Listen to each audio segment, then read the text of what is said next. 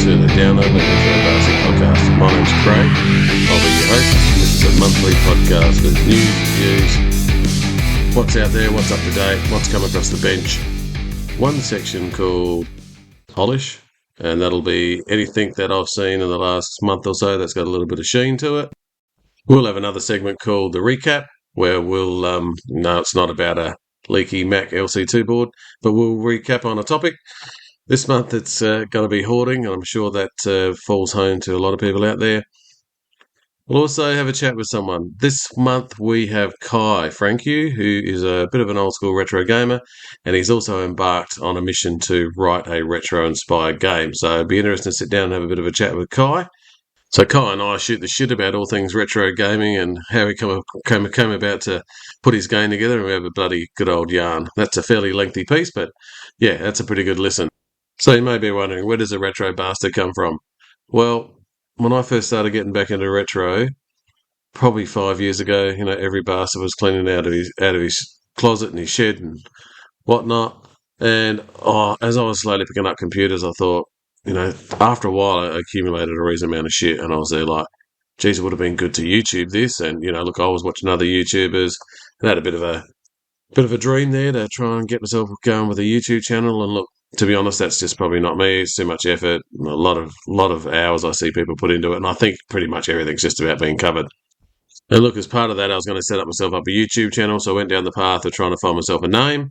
And look, everything was bloody taken. The shack, the pad, the cave, the castle. Well, that could have been quintessentially Australian, I guess. Everything else also, bits, bobs, bites, you bloody name it, all been taken.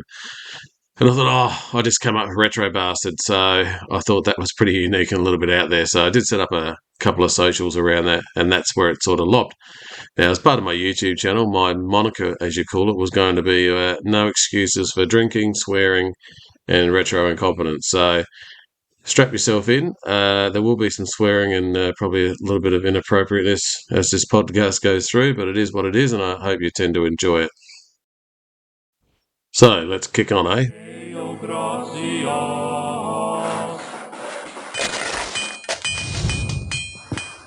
So what's on the workbench? Well, look, I had a couple of pickups in the last couple of weeks. I picked up an Atari 2600 with a few games for $50, which you can't complain of. Same deal with a PS2, and that was a bit of a random auction, and sometimes it's a bit hard to tell what you're going to get. But yeah, underneath was a couple of extra weird box games, and I got a copy of The Warriors, which I'd been chasing for PS2 for ages. So that was a couple of bloody good deals. One of those prize pickups that doesn't come along too often was a guy that I bought a heap of 64s off. He had a couple of Kickstarter cases, like clear, red, blue, and matching keycaps. And there was a 600, Mega 600, and a 128, and a bunch of other stuff that I grabbed. And I was pretty stoked to get all that. And the guy had a Mega 65, and he was hanging on to that. He said that's the one computer he's going to keep. And that was probably 4, 5, 6 months ago. And then it popped up again on Aussie Vintage. And I was like, oh, shit, there's that same dude. He's selling his Mega 65. So I hit him up and I said, look, I'll give you this for it if you don't get any serious offers. So, yeah, and he replied back nearly straight away and went, oh, it's sold? And I went, oh, okay, no worries. So then like 2 days later, he pings me back with another message and says, oh, when are you coming to pick the thing up? And I'm like, oh, bloody hell, I must have actually purchased that. So, yeah, pretty happy to have a Mega 65. I don't think he's even opened it. He said, look, this is the way I've got it. I never got a chance to use it. I'm just basically setting it up so that maybe if somebody wanted to do an unboxing, then you could jump in on and land it. So that's not going to be me, though. I'm going to probably follow Epsilon he does a bit of a blog. He's from Adelaide, and he's got a pretty clear step-by-step guide on how to upgrade all the firmware on that, because you do need to go through a reasonable process so that you don't nuke the bloody thing. Shit that's been fixed. Well, I did have somebody in the club, somebody fixed 4 Ataris for me. So I had a 600XL, 2 800XLs, and a 130XE. So, yeah, one of the 800 XLs sort of smoked itself at a bloody computer event that we went to last May called B-Sides. So that wasn't much fun. And then the 130XE, that just constantly sat there and rebooted. So I tried a couple of different power supplies, but as you work out, I'm not the techie guy, but we have a bunch of dudes in our club that are pretty switched on. And yes, I managed to get all four of those repaired. Did a bit of a swapsy for an old Commodore. So yeah, happy days. I'm pretty keen to get some demos running on that Atari 130XE and maybe get a bit of a RAM upgrade going on it. Other thing repaired, I did have a Microbee. So there's a guy called Alan in the Aussie Vintage. Every time Adelaide Retro has an event, generally in January for Australia Day, we do an Aussie month, and he always bloody complains that there's no Microbees there. So happened to stumble across a couple of Microbees, so mate fixed it for us. It's got the dual bloody disc set up, so needs a serious retro bright, but actually I sort of quite like the way it is. So yeah, took it down to Adelaide Retro, fired it up, and it was working for about 5 minutes. I think I had a bunch of shitty, dirty discs, so I should have taken the disc cleaner with me, but in the end, yeah, we got the Microbees fired up for Australia Day meet, and yeah, old Alan from Aussie Vintage, I think he was actually pretty stoked to actually see some Microbees there this time. The other holy grail item I did pick up a reasonable big stash of computers a while back, and when I was sort of negotiating with the guy, in the back of my mind's eye was this Commodore PET 8096. The other cool thing I did pick up or had fixed was a PET 8296. Now, that was the holy grail PET for me. When I saw it in this hoard, I was like, oh man, even if I get that, I'll be pretty happy. So yeah, off to one of the boys in Retro Club, and he ended up having to replace 5 RAM chips, and he had to fix the CIA. So yeah, took that to Adelaide Retro just before Christmas, so pretty stoked with that. Somebody bought a disk drive along, so we had to load some stuff on it, but I have since bought like a PET drive that I just need to solder together. So yeah, that's what's across the bench and the shit that's been fixed. Shit that's just sort of been floating around. And I'll probably try and add these birthdays each month is the 7th of Feb is Bring Your Atari to Work Day. So I did mention that to one of our OD guys at work and said, oh, maybe we could put the Atari 2600 Plus on the big screen, pop some cartridges in, because that's HDMI, get that out on the projector. And yeah, they thought that was pretty funny as well. So also we've got BBS week from the 9th of Feb and the anniversary of the first BBS, which is on the 16th of February. So we'll leave it at Feb. Interest was I saw a post, I think it was on Facebook, it might have been on Reddit, but someone had lined up all of the Cinemaware titles. So if you know those Cinemaware titles, there was Three Stooges, King of Chicago, Defender of the Crown, Rocket Ranger, It Came from the Desert. Oh, cool titles, bloody with cool covers, and look, I loved It Came from the Desert as a lad. So when I saw this, I went, oh, I reckon I've got a few of these. So out to the manpad, scratching through the Amiga cupboard, I was like, oh shit, I reckon I've actually got 6 or 7 of these out of the 12. So yeah. Unfortunately, It Came from the Desert. I did have that, but it was not the version that had the made in the same format. So I was like, oh, that was a drunken night at bowls, and it popped up there in the US, and I just jumped on it, and that was quite expensive. But we won't. Hopefully, this doesn't go out to any wives out there. But anyway, my quest to get all of these Cinemaware titles is very much complete. I've only got one to go, and that's probably pretty cheap if I manage to find that, and it just pops up on the random radar. So yeah, that was a pretty cool little quest with no side quests. And let's roll into the polish. So the polish is a segment that anything out there that I've come across in the last month or so that's got a bit of shine, a bit of sheen to it.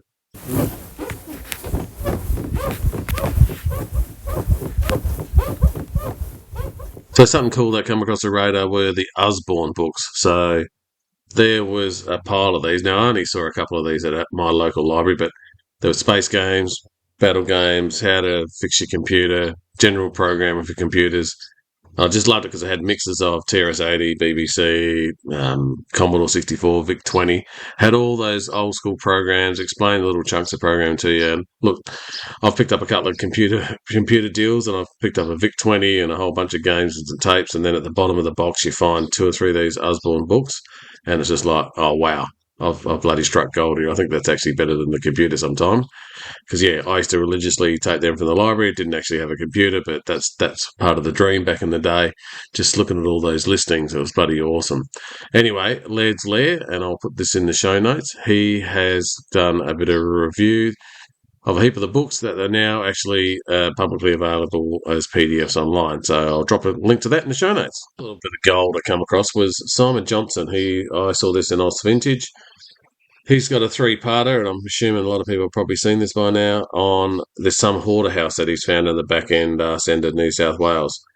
So, yeah, I couldn't believe I sort of, the first only like 10-minute, 12-minute video, but this dude's got a house and it's got 4 or 5 rooms in it, and he goes through each room, and there was like so many Macs in these rooms. Bloody screens, software, all sorts of shit. I was just like, wow, this dude has been collecting, and it was all well looked after, and I believe they'd already been in there and had a bit of a sort out and a bit of a clean up. The guy that's actually selling it for some old dude. So don't want to give too much away, but there's a shit ton of software. There's like just a bank of XTs that were still wrapped in plastic with the clacky buttons on the side of it. Yeah, I think their intention is they want to move a fair bit of this stuff on, but it looks like the old dude must have been into desktop publishing or digital publishing way back in the 80s and 90s, and there's some really weird and wonderful machines in there, so it'd be worth you jumping in and having a bit of a look. The cool one that rolled through was CRG. So Glenn from Scotland, he's a bit of an old school Amiga sort of guy. Been watching him for quite a while. I'm a patron, and I sort of like his content. Very fastidious and sort of sticks with the problem.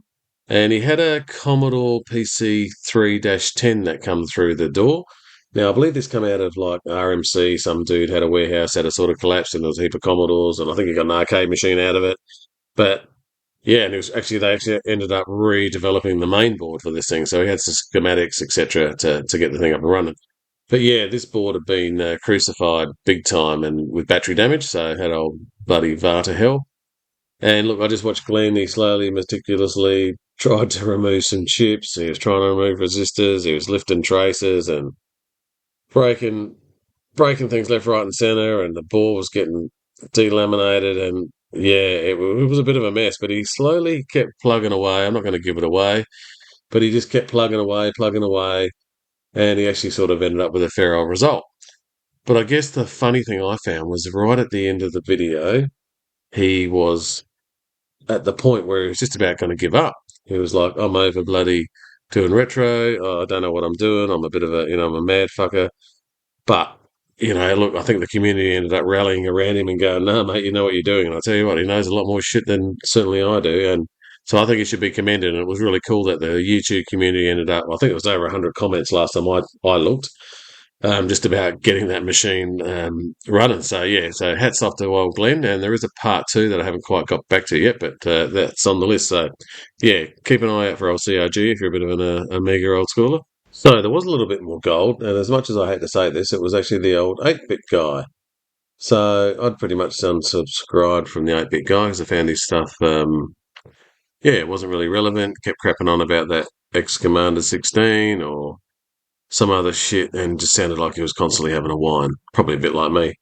But, it wasn't even in my feed. But then I must admit, I did watch his arcade when he got up and finally got his arcade up and running. And I just thought that guy just does not look good in shorts and sneakers and real long white socks. But anyway, I'm sure he's done a fair bit for the community.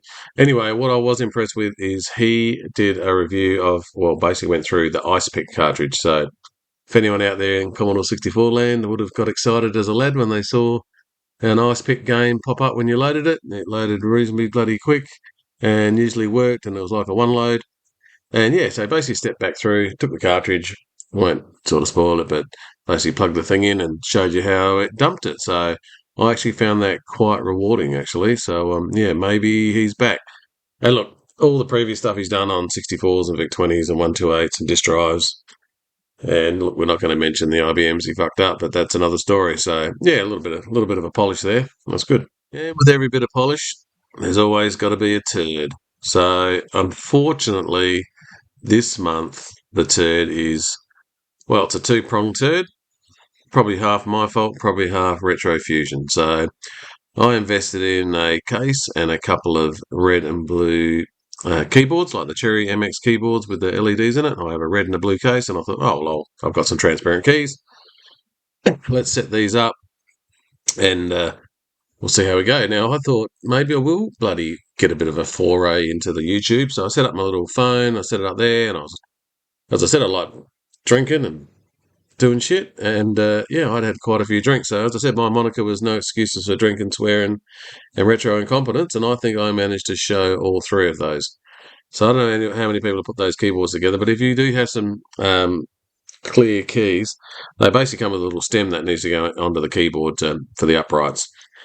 And they were a fucker to get on those keyboards. I was pushing by the fifth or sixth one, my thumb was fucking knackered, and I was like, oh, this is not going to cut it. So I ended up sort of finding a flat-headed hexagon piece to try and push those little black doovers into the keyboard, and got it all done eventually.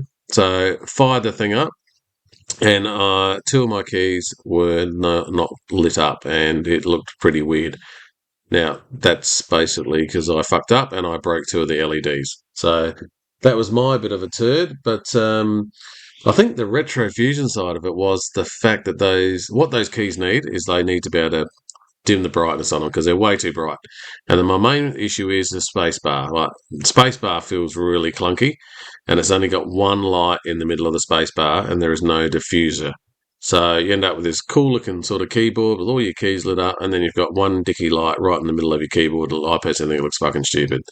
Might look alright if you actually had non-clear keys and you just had a set of black keys with a bit of a backlit lighting up the whole thing. Probably wouldn't look too bad. But as soon as you put clear keys on there, I think it looks as dicky as all hell. So that is my turd. When I get my 3D printer, which is incoming, I am going to try and print a clear or plastic or red diffuser that I can somehow stick on there. But, I'm also pretty conscious about knackering up a set of Commodore 64 keycaps, especially transparent ones, because they're not the cheapest. So that's the polish and that's the turd. Oh, come on. Not now, please. Not now. Oh, you fucking bastard. To the recap. It'll be a bit of a monthly topic.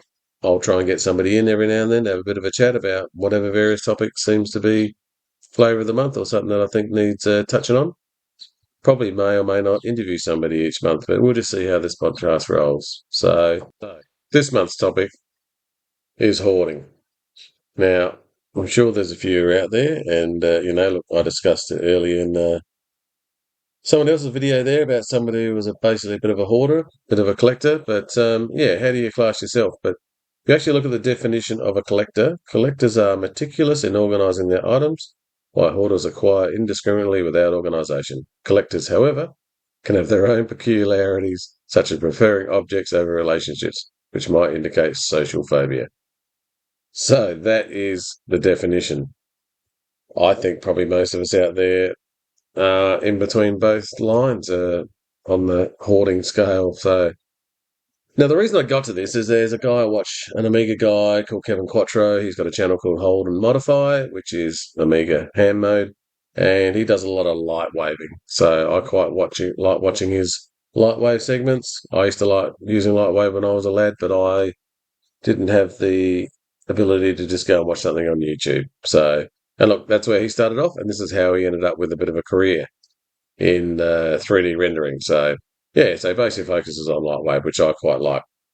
Anyway, he was sort of saying that people were thinking that he was like hoarding all the Amigas under the sun, and he just went through a bit of a rationale to say that he basically has one of each Amiga, and that's all he has, except for two 1200s. So, and that got me thinking about the whole hoarding thing. Like, I started collecting computers, and because I was always into computers, and then next thing you know, you're sort of running out of space.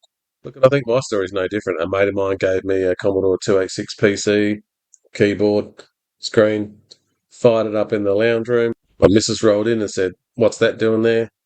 And I just started playing all these old 286 games. Now, I was sort of an Amiga dude, so I didn't really realise a lot of those DOS games had actually come out for, 286, 386s, because I was too busy playing in my, 4096 colours and 4-channel stereo over there on my Amiga 1200. But then there were dudes that were playing all these games, blip, blip, blip, blip, on their DOS machine. So I sort of missed out on that period, but when I got this 286 machine, I was just transported back, man. So I took it down to Adelaide Retro, to the club, and basically somebody it was actually quite funny. There was a dude down there called Hugh, and I'm there like, somehow I needed to assist the C drive, because I could basically try to get it to boot, but it wouldn't boot off the C drive. And he actually literally burnt me a Windows 98 floppy disk from his phone, his Android phone. He had a thing that plugged into it, and he ripped out an old Windows 98 disk for me on the fly. I was pretty impressed. So yeah, I got that 286 going, and then went to a few more meets. Got chatting to people. Next thing you know, somebody was selling a Commodore 64 and a 1541 and a video tuber flaky, and oh yeah, I better grab that. And then yeah, next thing you know, you're just on this journey of retroness, and you're watching your YouTubes, and then you're finding about. I think it's that part of the journey that maybe tends to look, and if you've got the space and you've got the means. Look, I didn't have much money growing up, but now I've got a bit of disposable income, and I'm in the position where I started going down the rabbit hole. I didn't know there was a Commodore 16 existed or a Commodore Plus 4. I knew a dude who had a Commodore 128, and we all thought he was a god. But all those machines, I was only familiar with the machines that I'd ever seen, which was like a VIC 20. I knew the dude across the road. We had a ZX Spectrum ZX80 before he got to his VIC 20, and the dudes up the road had a VIC 20, and a mate of mine had a 64. Look, my best mate had an Amstrad CPC 6128, so I was pretty attached to that, and I knew some people with Intellivision and ColecoVisions. So that was like, my go-to machines. And like, once you sort of get into the retro scene and you start researching, all of a sudden you start finding out, yeah, hey, everyone's seen a big old bloody colourful cricket bat Amstrad. But then you start finding out about Japanese computers, some Sharps, PC engines. You start finding out about Segas, all the Atari. Like, I literally did not know anyone, apart from somebody who had, people had 2600s. I did not know anyone who remotely owned any of those 8-bit Ataris. Hey, there were some poor suckers out there with some STs. We had an Atari ST at my high school, which we used for music, so that was in your realm of influence. We also had some BBCs at school, so that was cool. I grew up with a Tandy. Really, I only thought there was like 2 or 3 bloody computers out there. So, and then you sort of got going, well, I could probably, I need a Commodore 16 because that's black and that's got cool keys. I need one of those. And then, I picked up a bit of a hoard, and some dude had a plus 4. So I'm like, oh, this is bloody cool.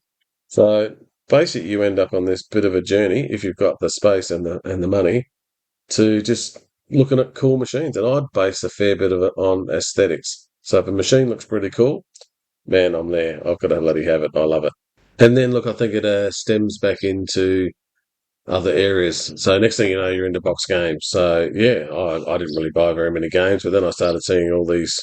I joined the big box group, and all of a sudden there's all these really cool big box games, and I'm thinking, bloody hell, how did I miss out on all these? So, I started buying a few random box games here and there, and then you're chasing stuff on Gumtree and Facebook Marketplace. Let's face it, bloody COVID didn't help. By the time everyone cleaned out their closets and their sheds, there was piles of computers coming out of the rot. I mean, I went to pick up some box games from this old dude down in the city, and I got there and I grabbed these box games, like $20 worth, and a few of those boxes are empty, but I thought they'll look cool on a shelf. And he says to me, "Oh, you into old computers, are you?" I'm like, "Oh yeah, bloody earth, mate." And he goes, "Just hang on a second," and he comes back out, and he's got an Amstrad PPC 640, which is the portable Amstrad with 640K and a really daggy screen, but it was in his bag and had all the books on it. And he goes, "Oh, you can have it for $150." And I'm like, "I'll be back. Let me go and find a cash machine." So then you sort of know that I'm just bloody grabbing everything I can. And then colloquially, you end up starting to find other random retro shit. You find some albums that you didn't think, that you thought were really cool as a kid, and tape decks, and then you find a stereo, bloody Panasonic red stereo on an auction site, and next thing you know, you have got a shed full of shit, and you're there like, wow, I can't wait to get all of this out on display. I'm going to set up all my displays, with my computers. I'm going to have a 64 set up.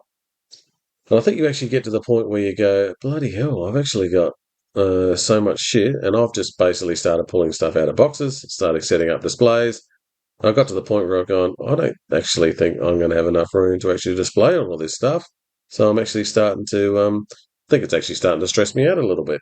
But on the bright side, I guess you sort of get to the point where you sort of reach capacity, and look, I've started giving some boxes away. I know Adelaide Retro's got a free table. I had a bit of a clean up just recently, and I went, oh, that's going to go, that's going to go. Luckily, Adelaide Retro had a swap meet, and that was bloody awesome. Managed to move on any duplicates. I've had heaps of Commodore 64 tapes and discs and some box games that I had double-ups with. Moby Games allows you to add all of your game collection to it for 64s and Amigas. So, yeah, any double ups that I had, I was able to like flip them on and move them on. Basically, you get to the point where you go, well, I really struggle to give things up. So maybe I am in the collecting/hoarding variety, but I've got all my machines in a spreadsheet. I've listed out when I bought it, what I paid for it, what was wrong with it, what needs fixing, what came with it. I'm pretty anal like that, and I like to have my machines working. I really don't have too many machines that are dead. I tend to send them off, get them fixed, and get them back into the collection. So, and you get to that point where you go, well, this is my plan. I want to have all these computers out and about. I want to have them on display. And look, you do get to that position where you go, I can't do all that. So, yeah, so you have to move into a bit of a rotation and go, well, if I've got to have an Amstrad out for a month and I'm going to swap it out for 486 or a bloody Pentium 233. So that's the position that you end in. And look, I buy these things in good intention. I used to love bringing in early on in eBay, like, and I'm only talking 3 or 4 years ago, bringing an Amiga 600 in with a heap of games and joysticks and shit. I'd actually flip the 600 on and I'd end up getting all the games for nothing. So I just love collecting. So I would class myself as a collector.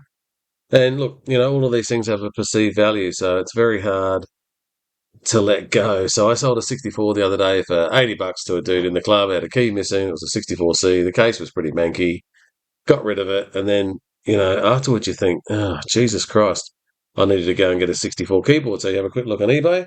Next thing you know, they want $70 for a bloody keyboard, or it's $40 for a SID chip.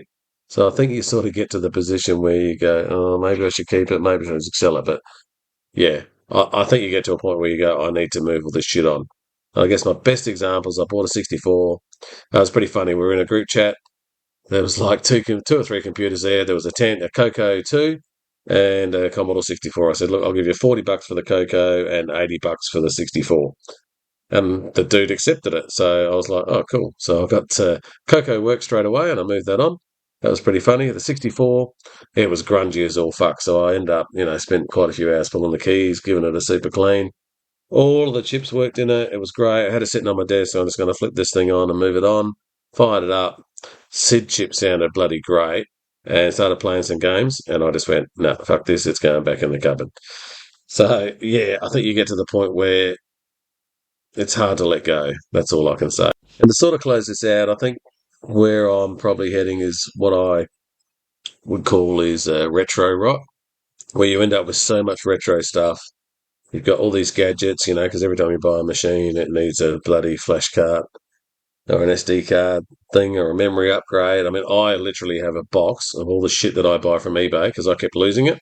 So anything that comes in now, if I get a SD card adapter or an Atari cartridge that I need to build, I throw it in this box so that I know that when I get to that point where I can spend some time, got to do some soldering, I'll go and actually pull this thing out and it's actually sitting in that box because I kept losing shit all over the place. So I must have 50 boxes of random shit. So, yeah, do I sound organised? Probably not. But I think you end up getting into, as I said, the retro rot, where you end up with so much computer crap and games and all this other stuff that you actually don't have the time to sit down and enjoy what you're actually doing. So, yeah, if you look, I appreciate people who don't have a lot of space and they've got or they're into one thing. So I've only got one little room. I've got a 64 and an Amiga and a PC in it because that's what I used to live for when I was a lad, and that's what I focus on. And I've got a few things, and that's my retro room. I get it.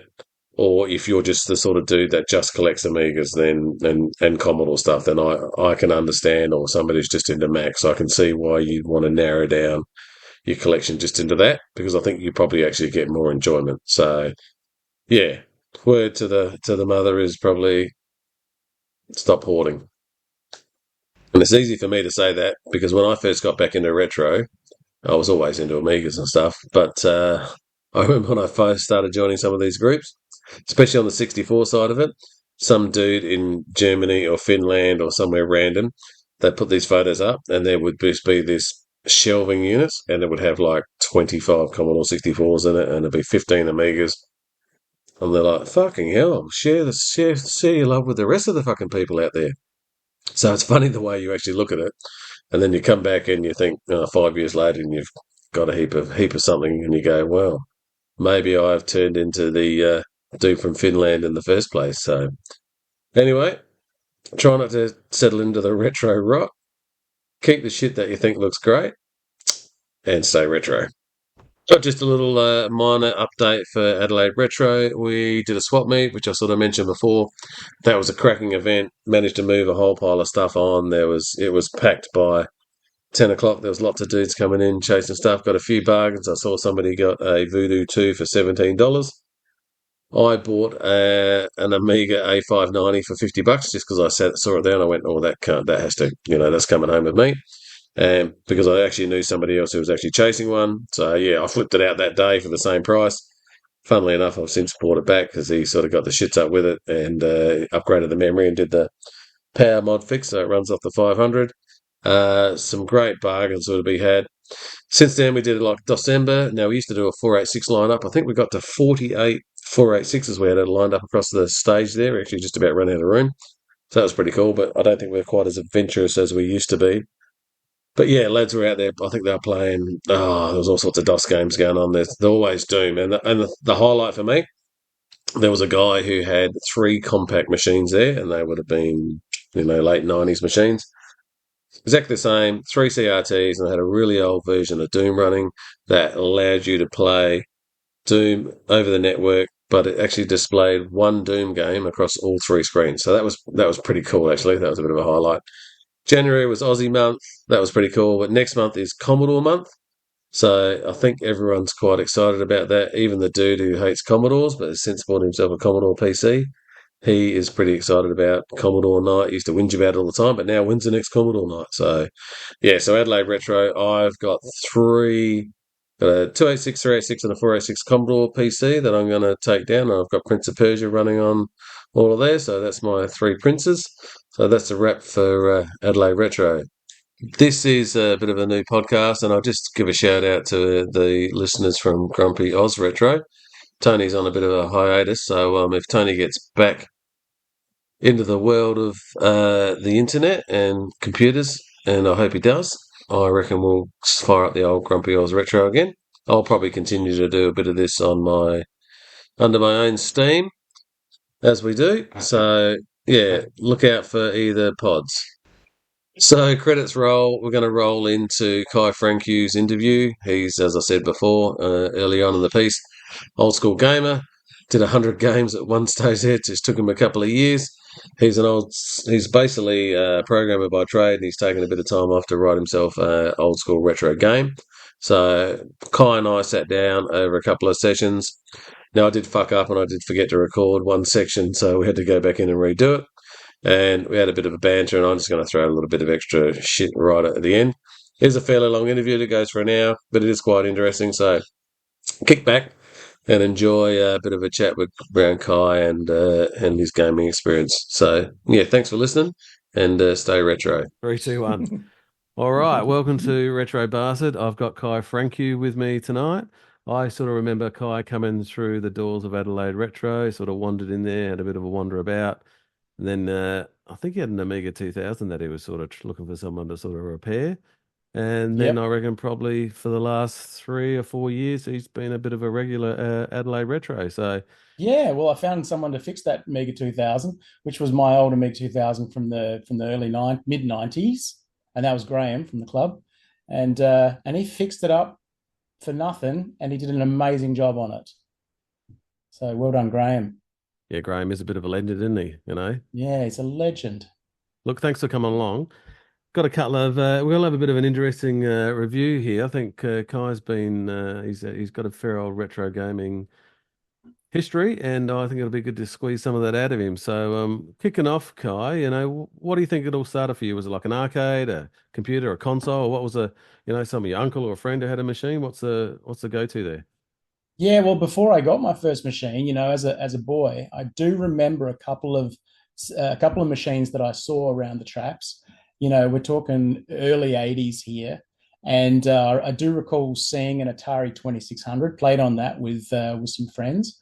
We played a bit of Asteroids, and we played a game that it took me like 30 years to find out the name of, and that was Tutankhamun. That's like a shoot 'em up that's set in a pyramid. Yeah, they've come out in the VIC 20 as well. I remember playing that. Yeah, in the VIC 20. Yeah, it was cool. So I was amazed by those, but eventually I went and saved up my own pennies, birthdays, Christmas money, and I bought myself a Commodore 128, and that's where it all started. I Nice. would have been about 11 years old, and came with a disk drive, and plugged it into the telly, and got it happening. With that green version of Commodore Basic. Yeah, Have you seen? Yeah. Before everyone types Go 64 and goes back to the That's 64 right. mode. Well, So everything works. if you reset and hold down the Commodore key, you're back in the Commodore 64 mode, and you don't have to worry about the fact that there's no software for Commodore 128. Yeah, it was very few and far between, mate. Yeah. What did you get out of that? Was it just you were just a gamer? Yeah, absolutely. As a young lad, it was all about the games. And I did actually discover that I really enjoyed the music as well. So I would just sit there and listen to the tunes, the SID tunes on the Commodore, and for hours. So there was a bit of an appreciation of the synthesizers going on in that under the hood of that little plastic machine. It was really nice music. And I used to love the intros were cool. I used to always so and then you'd good. hear an intro and it actually have the music from some other game. You think, oh, how did they do that? Yeah. Yeah, how did they get the music Swedish out? hackers, Swedish bloody Yeah. crackers. And you think about it, how did they make those cheats? Like unlimited lives. How did they actually get in there and alter the code? That's just crazy. But they figured it out. Yeah, well, you watch those guys now. They've got like an action replay cartridge, and they just That's freeze it, right. and freeze it when Yeah. they lose a life, and it finds out where it probably wasn't that hard, but yeah, they were cool dudes. Yeah. But it was all about the gaming. I didn't have any other activities that I did on that Commodore. Didn't have a printer, and just went through a lot of joysticks. Like a lot of track and field. A lot of quick shots got broken. Playing on that thing for several years. Played with my brother. Played a lot of co-op games with him. Summer Games and Barbarian and International Karate. Gauntlet, played all of those with my bro, and used to sometimes take that Commodore around to a friend's house and play it there as well.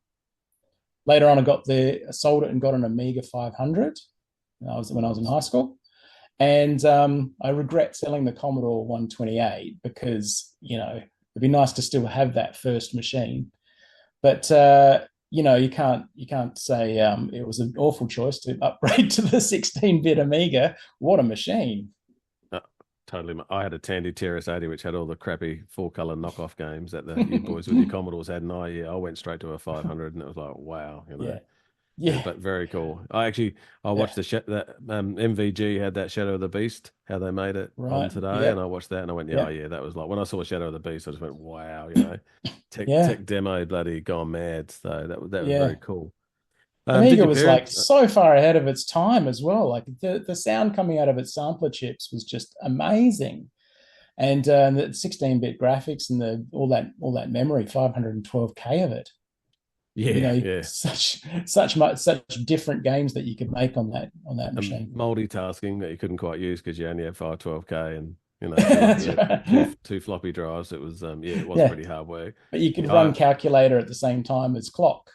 Pretty much. I just remember Another World, that intro to that. I had a big thick-ass set of Bose speakers and an old Sony amp, and we lived in a shed with my parents, so they loved Another World as well. Well, they didn't, but I used to crank it up. The intro was so bloody cool. So it's amazing, so cinematic. That's Delphine for you.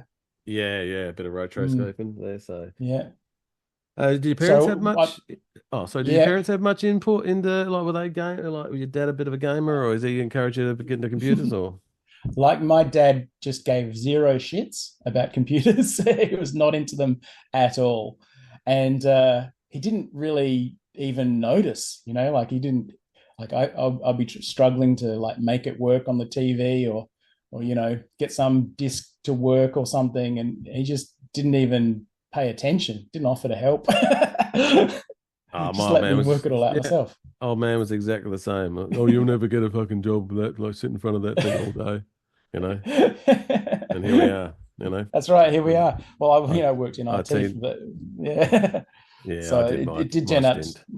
Yeah, you did some IT as well. Yeah. So it turned out to be a good thing for a boy to play with a computer, even if parents didn't think much of it. But I did figure it out. I read those manuals, like other kids would have been like, help me out, mum and dad, but I had to read the manuals myself. Yeah. I I never really had a 64, but I had a Tandy, and I used to spend a lot of time typing out listings and Mm. playing games. And I think Hmm. that sort of gave you a pretty good appreciation for the skills that people had who were actually Yeah. cracking in assembly. And you listen to those Yeah. other like Retro Hour, when you listen to those bedroom Hmm. coders, they just I Mm. got sick of programming in BASIC, so I taught myself assembly. I Yeah, was good. never there, Well so done. that wasn't me. I was Yeah. never that smart. Yeah. But when you look back at it now, I Yeah. go, geez, I wish I had have actually maybe put the time in to get into some of that.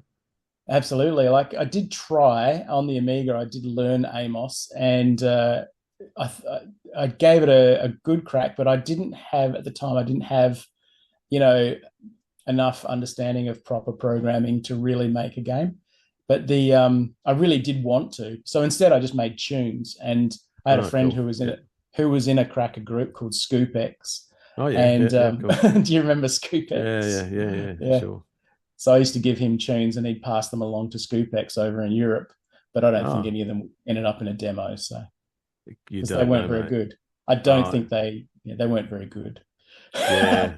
I had a mate that was like, he had an Amiga. I used to swap games with him. He had an Amiga 500 and just like had all these sample discs. He was hilarious, mate. He had like 7 joints lined up, and he just sat there and have Yeah. one joint for every day, and he just sat there all day, every day, just making music on his Amiga. He was hilarious. Wow. Yeah.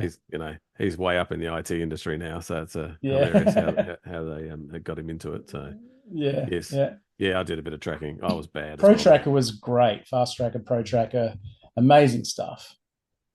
I do remember making lots of just when you sit back. If everyone goes, "Oh, I'd love to get all my old stuff from back then," and then you go, "Well, here it Hmm. is." Oh yeah. Yeah. A, it all Oh, sounded the same. oh, B, it really probably sounds like shit because you only yeah. had like about 12 instruments and didn't really know what you were Yeah. doing. All of them came from STO1, the Soundtracker basic Yeah, spot sounds on. disc. Actually, I had a fairly good crack at Sid Wizard. Have you have a go at that on the 64? It's got the three I tracks. think I've heard of it. Yeah. That's hard work, and I knocked out. I was chatting Yeah. to Tony in the club because he's tied Hmm. to some demo guys, and he was looking for some music. Yeah. I said, "I'll knock you out some music," and it was just like he went, "Oh Hmm. yeah, nah, sorry, not quite." Hilarious. Well, mate, one of Yeah. the things I sort of always thought you were pretty passionate about was obviously your gaming, and it's Hmm. obviously stemmed from your childhood. And I know you've done this 100 game. I remember the 100 games that you got through. I want to know Yeah. more. You're Well, you're a machine. yeah. I tell you what, the reason I started is because I was just, I was a gamer, but I was just bored of modern games. Like modern games, they just lost their imagination. They just kept making the same games over and over. I was Yep. like, how many Call of Duties do you need? Like, Yeah. Yeah. Yeah. or how many, sequels to existing games do you need? Like, where's the original IP? Like, where's the creativity? So I just went, all right, I tell you what, I'm going to go back and I'm going to, play all the, classic games that I missed, because there's a Yeah. lot of Yep. games, because you never had time to play them all. And a lot of them you just, Or you didn't couldn't get see hold at of the the time. instructions. Yeah, Like a number totally. of times Yeah. you got a disc with a heap of games on, even though Amiga, because I Yeah. never bought anything. I felt really bad about that. That's why I Hmm. buy box games now. And Hmm. yeah, you get a game, Battle Isle or something, and it was like a pretty cool Hmm. game, and you sort of worked it out. Now you just go Hmm. and watch a bloody videos. Some other bastards got Yeah. through it. Yeah, absolutely. Like, having access to the manual can actually sometimes make it possible to play a game past the first level. Yeah, yeah. Elite was like so Yeah, cool that you that's just it. put the time in. But you must have Yeah. had like, to get 100 games, was it just Mhm. Commodore games or arcade, bit of No, everything? it was everything. I started with DOS box, so I started Yeah. with the DOS games, because the reason I started with that is because I actually missed that whole period of games. So when I stopped playing Amiga games around 93, Yep. I then went to university, and I didn't pick up another PC until about 1997. So I missed Uh, like this whole period of great, fantastic DOS games, yeah, VGA just games. Descent, and all those Yeah, cool yeah. games. Yeah. But like When I looked back at some of the things I'd missed, I was like, these look like really good games. Like even though the graphics were chunky, and pixelated, they looked like they were really entertaining. So I went back and I got started on those DOS games that I missed. Stuff like Dune 1. Dune. Oh, June! I could tell you a story about June too. My eyeballs dried up. I thought I'd actually hurt myself because I couldn't blink. Yeah. I'd been staring at the screen. That was on June 2, like a 9-hour Amiga session. I come out and I thought, I can't close my eyes. I just had a massive session on it. It was like ridiculous. But yes, you probably got sand in your eyes from all the desert. Oh yeah, it was it was spice. You got spice. Spice in my hair. Yeah, I was like 18. But, yeah. Anyway, when I discovered stuff like Ultima Underworld and Monkey Island and Prince of Persia 2 and stuff like that stuff that didn't come to the Amiga, I was just blown away. Like DOS, there was a certain period of time where DOS fully overtook the Amiga in terms of quality.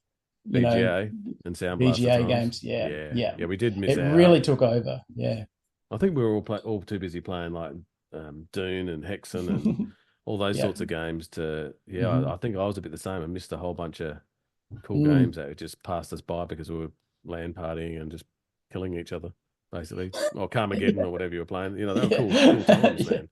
Yeah, absolutely. Yeah, there was two things going on there, wasn't it? I think you sort of missed out on.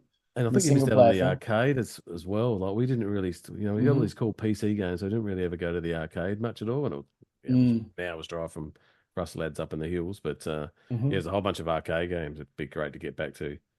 Yeah, but my 100 games thing. I never started out to do 100. It was not really like a goal or a target to do 100. But I just couldn't stop. I got completely. That's it. I got completely obsessed. It was probably the spice, and just kept going and going with these games. Like I'd finish one after the other, and like you get to the end of one, and then you'd be like, "Oh, they actually made like a sequel to this game," and you'd have to go and play that one. And so after DOSBox, I discovered compatibility mode in Windows 8. And that meant that you could play, Windows 95, 98 games pretty successfully. Yep. On the on a Windows 8 machine, and so you didn't need to worry about getting fan updates or whatever to make them work. They would just work out of the box, and that was awesome. So I got to play some amazing classics on for Windows like Mech Commander and Blade Runner and Mech stuff Warrior. like that. Yeah, I played a lot of Mech Warrior. Mech Warrior, yeah. Spewing that never come out for the Amiga. What about because I never really played like. Well, now you get GOG and you just buy all of the Ultimas. Yeah, but then you get Ultimate Overload and you go, oh, which one I'm going to play? I watched 5 videos on which one I'm going to play, and then I start playing it. You really got to. Yeah, so you must have had a fair bit of commitment there, mate. Yeah, well, I had a list, a pretty huge list of ones that it's mostly role playing games and a lot of strategy. They're the time consuming ones, man. They're the biggest ones, yeah. A lot of strategy games, a lot of adventure games are pretty quick if you have a walkthrough. I never sort of sat there, Day of the Tentacle and tried to figure out every puzzle because you'd be there forever. Yeah, just use the walkthrough, just see all the really cool scenes, move on.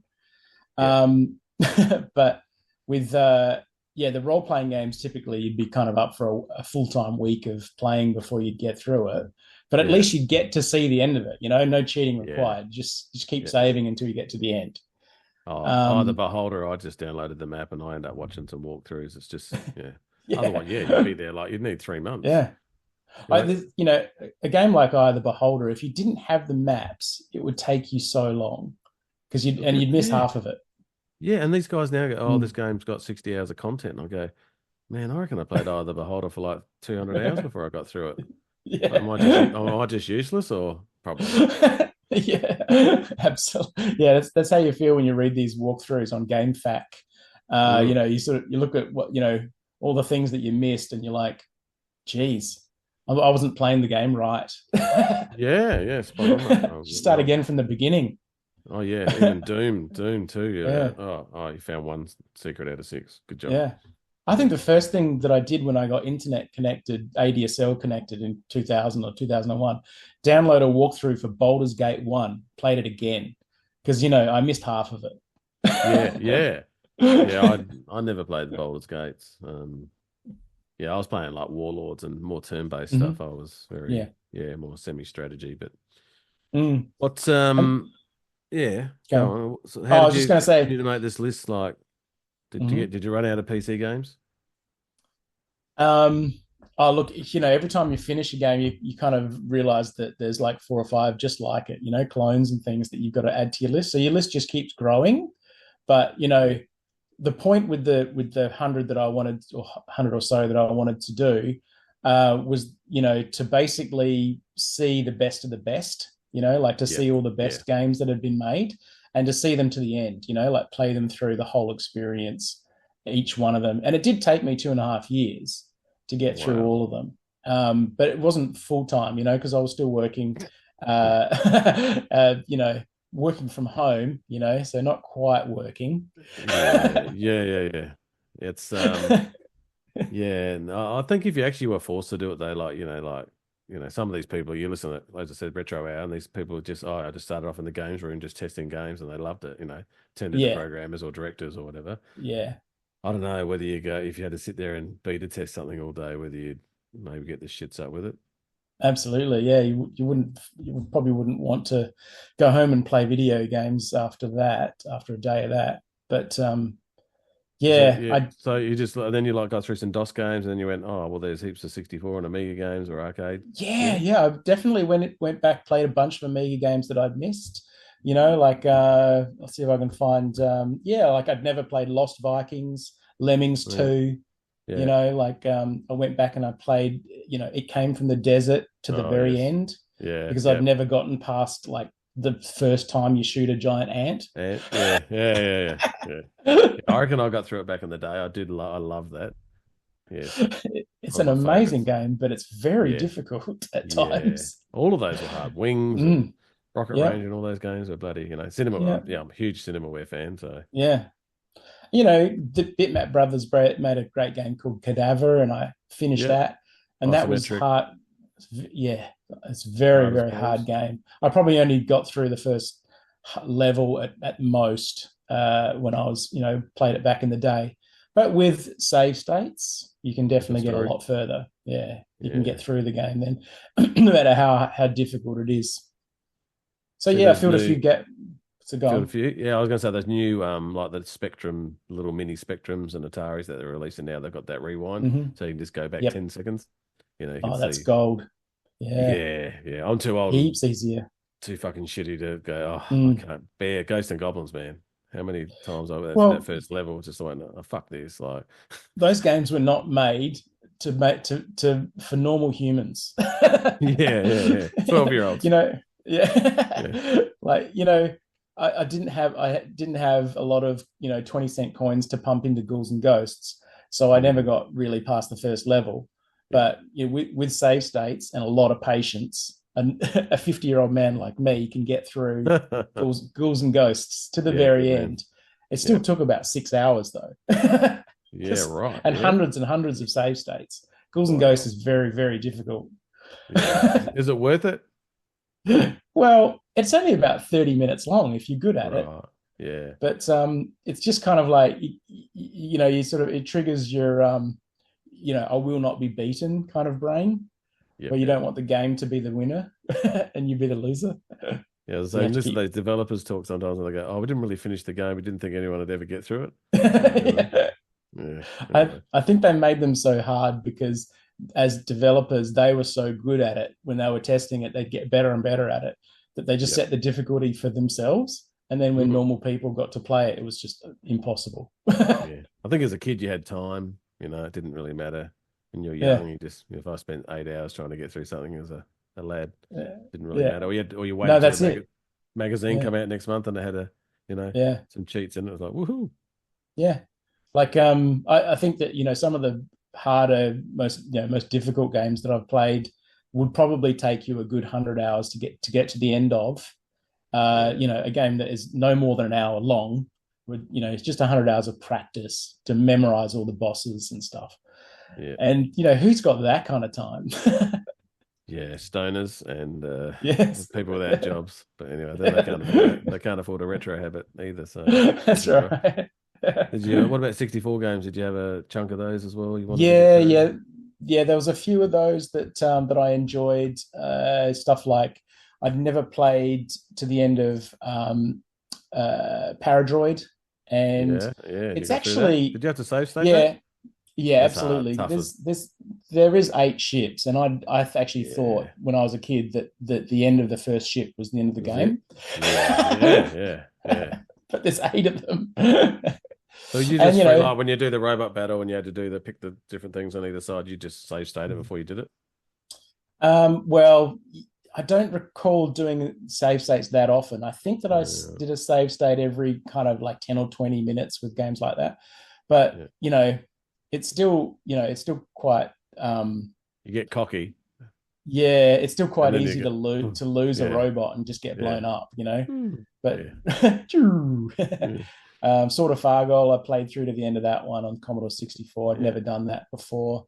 And Last Ninja 1 and 2 I went back to and did them again because I played to the end of them with unlimited lives, but it's not quite the same, the experience is different when you get through it on, without dying.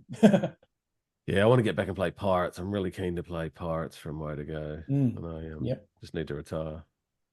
Yep. Or have an understanding wife. No, that's cool. Any more there? That was your go-to for 64 sort of? The Commodore 64. I mean, there was others. I haven't got them written down here, but did you, like at any stage, you think, geez, I've bitten off more than I could chew here? Yeah, heaps of games I stopped playing like halfway through. All right. So 125 games then. There's like as many games as I got to the end of. There's games that I just gave up on because they were just painful. Like they started out. Some started out strong, and then Elvira 2 is a good example. Do you ever play Elvira 2? Yeah, the RPG. Yeah. Yep. Like it starts out pretty much pretty good. Mm-hmm. I've got the box because it looks nice. Yeah, it does. She looks nice. Yeah.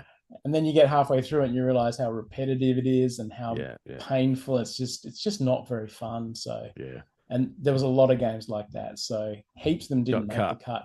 Just got cut. Just like, why bother? Yeah. Screw the roll credits. Yeah. Yeah. Did you got to a point where you thought, I reckon I've got to nail this. I've cranked out 50. I can see that. Well, like I said, I didn't actually have 100 as a target or anything like that. I just wanted to keep playing until I thought that I'd, tapped all the important moments of gaming design and history, because there's not that many, groundbreaking titles in history. So if you play them all, then you kind of feel like you're a proper gamer. No, totally agree, mate. What about what was the worst of, like, just the repetitive ones, or was like you just fired it up and turned it off after 3 minutes? Some of them were just so difficult. Like, of the ones that I did complete, hats off to whoever designed commandos behind enemy lines. Have you ever played that game? Yeah, no. On the PC? On the PC, it's like sometimes I would repeat like, a certain kind of stealth tactic, 100 times before I'd pull it off. It was just so incredibly difficult. TIE Fighter was ridiculously difficult at times. XCOM's really hard. XCOM, yes. Yeah, XCOM's super hard, man. That just just when you think you're getting on top, it's like, oh. I'd save every combat round in XCOM. Yeah. Just to get through a combat sometimes, because they were just really hard. Lemmings 1 and Lemmings 2 are very hard to complete. Have you ever tried completing those? I thought I got through Lemmings 1, but now if I probably went back to it, I'd go, what's that? Well done if you 100, did. 100 levels or something. It's got 100 and something levels. I think it's 120. Yeah. I think I got to level 90 and just went, I can't do this. It's just too hard. Still made the list though. It still made the list. I decided to put it on the list because I felt that, by level 91, it was really Yeah. the same. It's the same as level 1, except just 100,000 times harder. I remember, as I said, I didn't have a 64, but I used to stay at a mate's house and we played Boulder Dash, Elite and Boulder Dash, and Pit Stop too. And Boulder Dash, yeah, we used to be able to go from A all the way through to like W because you pick up extra lives if you did it that way instead of starting straight at like W. Yep.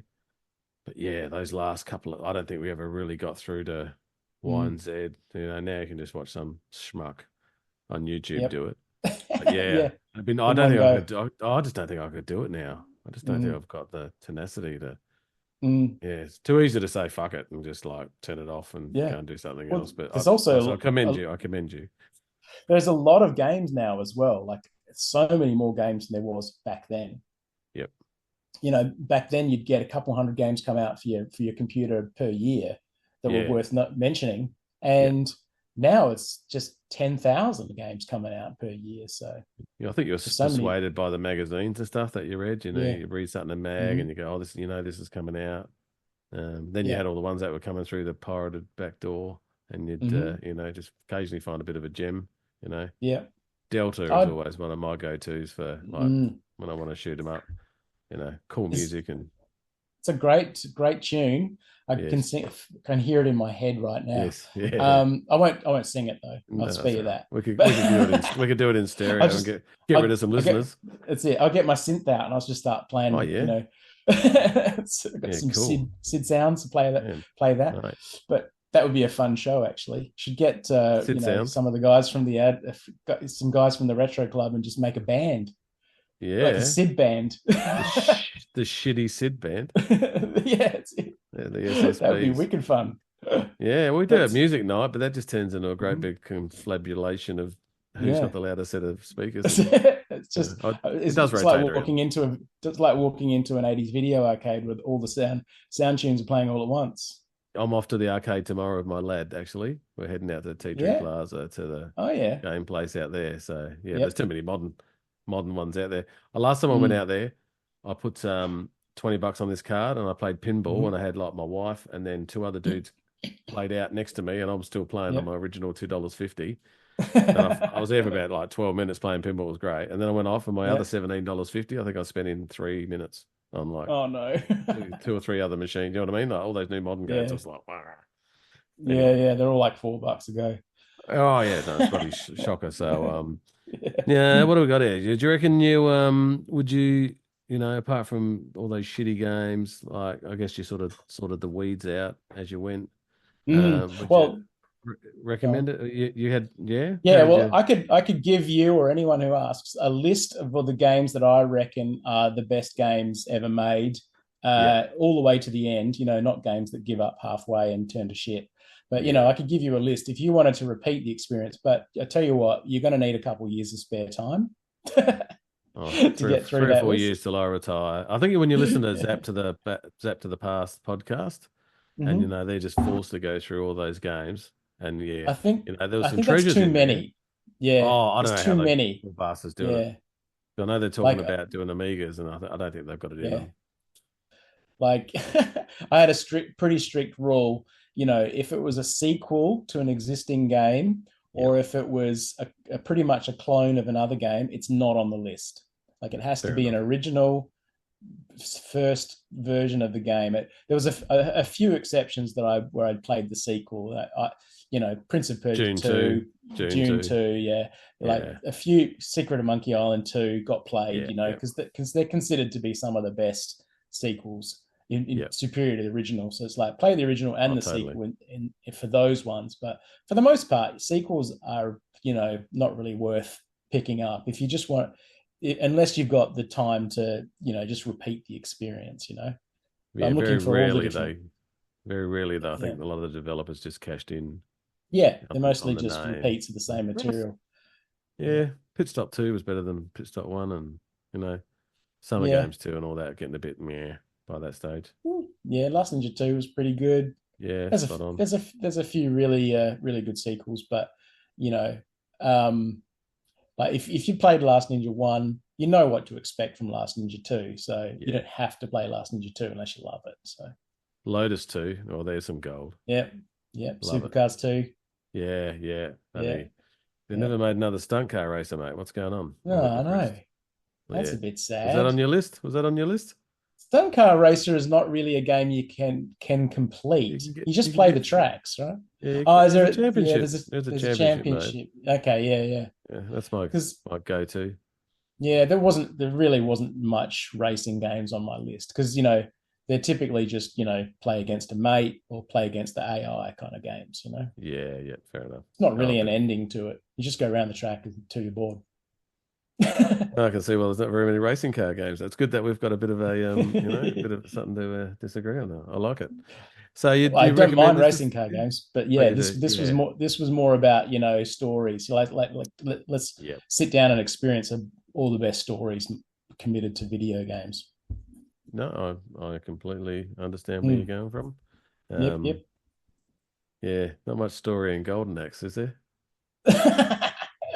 Well, it's got a villain. It's not. I mean, it's got this backstory behind each of the three characters, but it's not. You're right. It's not really. There's no real narrative in it. So, but that wasn't. Golden Axe wasn't on my 100 list. Oh, wasn't it? But, and have you got those? I think I've seen it once. You've got like this folder with like the box art for all of those games in this little. Yeah. That's cool, mate.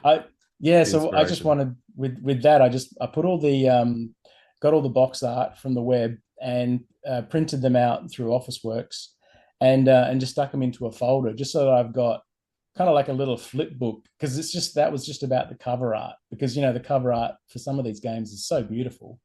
I just wanted to have them.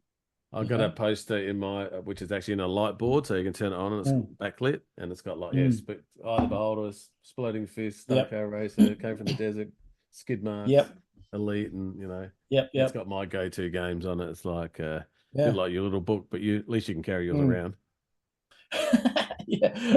Well, I got the posters on the wall as well. Up here in the cave, but I don't have as many big box games. You've got hundreds. I've only got a few dozen, so. Yeah, well, I think when you get you sort of go balls deep into retro straight away, and you're like getting some machines and stuff, and then you find out there's a big box group, and then it's like, oh wow, I didn't know, because I didn't really buy very many games, and then it's like, I love that game, and next thing you know, you're having to explain stuff to your wife. Yeah, you're on eBay late at night with a glass of wine in your hand. Yeah, that's right. Yeah. Dangerous retro purchases. So you retro room. I can see you got some stuff in the background there. So I think my recap for this month is going to be on hoarding. I don't think we'll class you quite as a hoarder, but no, I'm actually. How do you deal with that? How do you deal with that? Like, well, my man cave is very meticulous. It's like a collector's room. It's a display room. Yes. It's laid out, so that everything has its right little place and everything is like nicely arranged and spaced out. And it's basically how I would have liked my teenage bedroom to be, No. So I've got all the computers of my past are in it all lined up. And then the games in the corner and all the posters. So it's not really a hoarder's paradise, It's not designed to fit, hundreds of computers, up to the ceiling, like covered in dust or any of that stuff. But fair enough. And I find it fairly easy to deal with the urge to collect too much junk because my dad's a hoarder. He's a proper hoarder. He's got 25 acres, and half of those acres are covered in junk. So good luck. He's got fallen down sheds full of old furniture and stuff. But because I've seen how that's kind of gotten out of hand for him. It's been easy for me to keep mine under control. So I like it. We got what's your pride and joy in there? What's your say probably the Amiga 2000 is probably my pride and joy. Like, sure. As I increasingly feel that 16-bit is my favorite period of games. 16-bit just being just very colorful and vibrant and exciting. And C64 was gone. Enough resources, I think, to actually do stuff. You could spin some graphics around, and you weren't limited to bloody platformers. Yeah, C64 games were pretty simple by comparison. So there was just so much more variety on Amiga, and so much more complexity that really appealed to me. And so I'd say the pride and joy is the Amiga 2000. It's got it's actually my old Amiga 2000. The original. Sorry, you're from your childhood. Yes, my original one. Yeah, not from childhood, but I bought it mid-90s for no real reason apart from just to use, because I've got it for $50. Yeah, wow. With the monitor. So that's a good price compared to what they're worth now. Oh, yeah. And I saw it for that price and just went, geez, that's really cheap. I might get that Amiga 2000. And I used it to write music for a while, and that was it. Yeah. I didn't really do much gaming on it, like I did with the Amiga 500. So, but it's a beauty to have in your man cave because it's pretty rare. I think everyone should have an Amiga 2000 for sure. Yes. I like it. Well, any tips for people building a bit of a, looking at, traps? I've only got 4x4 square meters, so you don't need heaps of space. I've got 11 machines crammed into this room, including the consoles, which don't take up a lot of space. But I think tip number one, to make sure you get a mixing desk and hook up all your sound outputs into one sound system. Right. So don't bother having, you just flip between your sound. Yeah. Or you don't want to have computers. Everything. Everything goes through one sound source, one sound mixing desk, and one sound stereo system. And that means you don't need all these little stereo systems and speakers for all the computers. You save heaps of room. Yeah. I'm going to go buy a sound desk now. Yeah. A mixing desk won't set you back too much. Yeah, no. And then another tip I've got is that if you can put your big TV, because this is a home theater as well.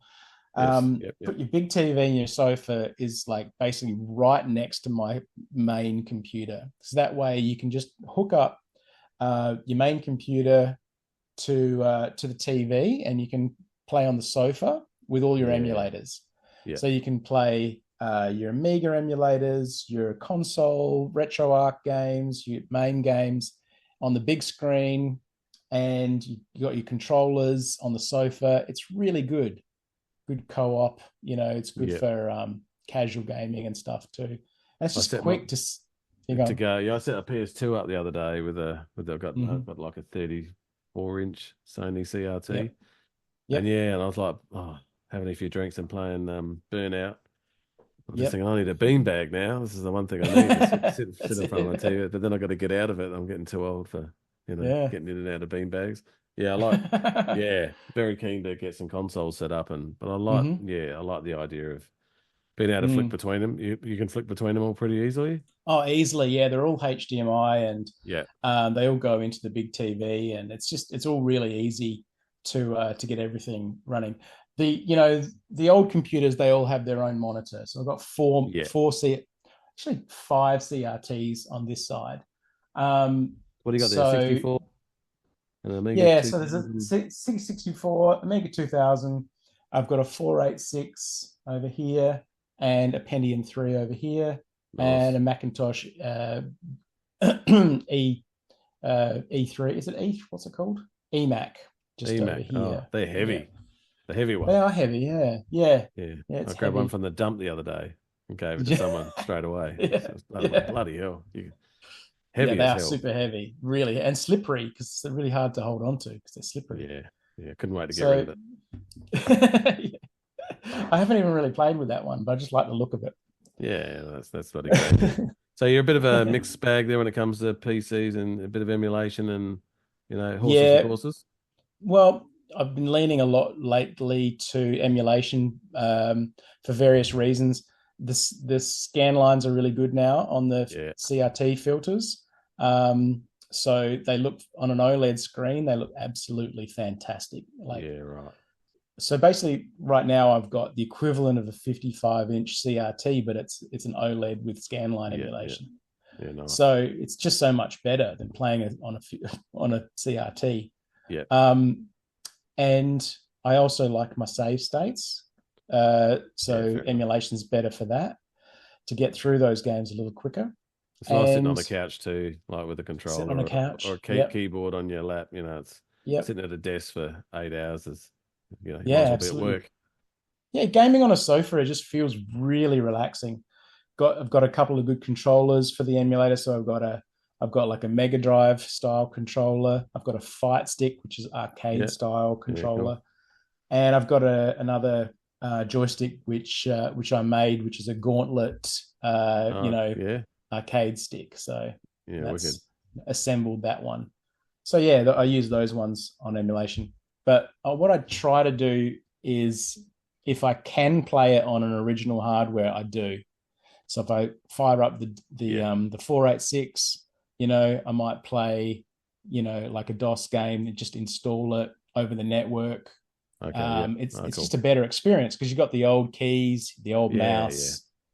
You got this old CRT monitor. It's a good experience to play an old game on it.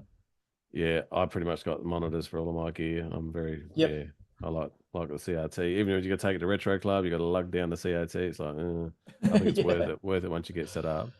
Yeah, it's bloody great. So but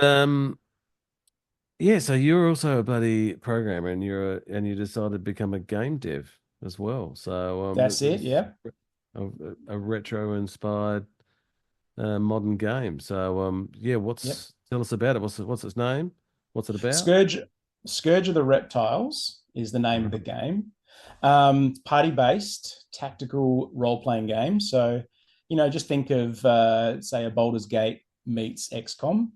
And if you know exactly what I mean when I say something like Pool of Radiance. Yeah. Because it's exactly what it is. It's turn-based combat. Love it. Whereas the rest of the game is exploring and all that kind of role-playing goodness.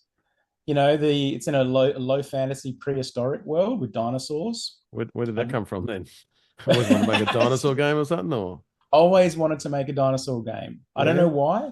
It's just maybe I watched too many dinosaur movies, or Ray Harryhausen. Yeah. Clash the Titans and that kind of thing as a kid.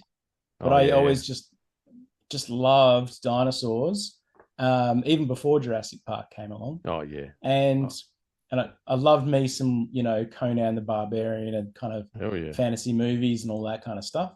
So Stegosaurus man in this, is it? Absolutely. The Stegosaurus man. Yeah, he's got like a big tail on the back with the things that swings around. I don't know. I just made that up, mate. Now you got to put it in your game. Sorry. All right. So it's a man with a man's head and a man's body, but he's got that tail. Yeah, with the spines on it, I can do that. I can do that. Oh, he's got those spikes up his back as well. You know what I mean? Yeah, of course. Yeah, there's the plates that go up his spine. Yeah. That's he sounds like a pretty mean guy. I reckon. Is he a bad guy or? Yeah, we'll make him a bad guy. Make him a villain. Yeah, why not? Stego man. So obviously, well, let's face it. When you're a kid and you're at the library, dinosaur books is all you had. Yeah. I don't know. I was into dinosaurs as a boy and just didn't grow out of it, And then I thought to myself, why hasn't there been a role-playing game that's all about dinosaurs? Why doesn't that exist? And it's like, obviously there's so many fantasy games full of dragons. Yeah. And it's like, well, dragons like a dinosaur, but it's a bit more magical and they're magical dinosaurs. Basically, they're magical dinosaurs, but with wings, I guess. Oh, cool. No plates by the sound of it, but anyway, that's another story. Yeah. Obviously, all those Baldur's Gates and the gold boxes, etc., was a fair bit of influence. And what turn-based stuff? Yeah. Same turn-based. Well, XCOM, Laser Squad. Did you ever play Laser Squad on the Amiga? Doesn't ring a bell. It's Gillian Gallup, same guy that made XCOM. It's where he came from. He started with those kind of turn-based marine games like Laser Squad and Rebel Star. he's really, really amazing for turn-based games. But I also got a lot of influence from other D&D games like Dark Sun and Ravenloft, and other fantasy role-playing games like Dungeon Master and Ultimate Underworld as well. Yeah, cool. So put those together, it's more turn-based than your typical, modern role-playing game. Yeah. But I'm glad that Baldur's Gate 3 came along, because it's really a retro game. Yeah. Look, I love to be able to stop and have a think about the consequences of your next move, and managing those resources. It's like, I heal or do I attack? You know what I mean? Yeah. If you make the wrong it gives you choice, more time to. Yeah. I'm too Turn-based old, gives you a bit more time to consider the options and the best one for the current turn. And it is really good if you haven't got great reactions, because I don't. Yeah. And you've always wanted to build a game? Yeah, always had this in the back of your head? Yeah, well, I was keen to build a game when I was in high school, but I absolutely failed miserably making a game in Amos.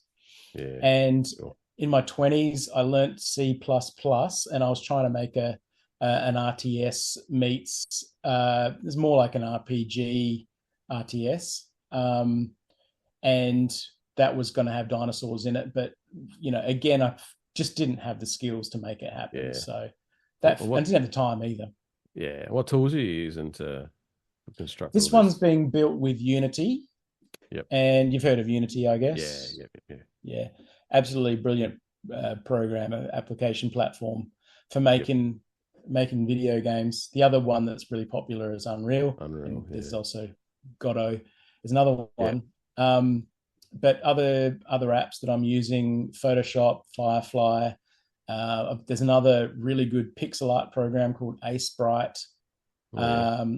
Audacity is really good for audio files. And I use Trello just for organizing stuff. So you're making this with like sprites or? Yeah.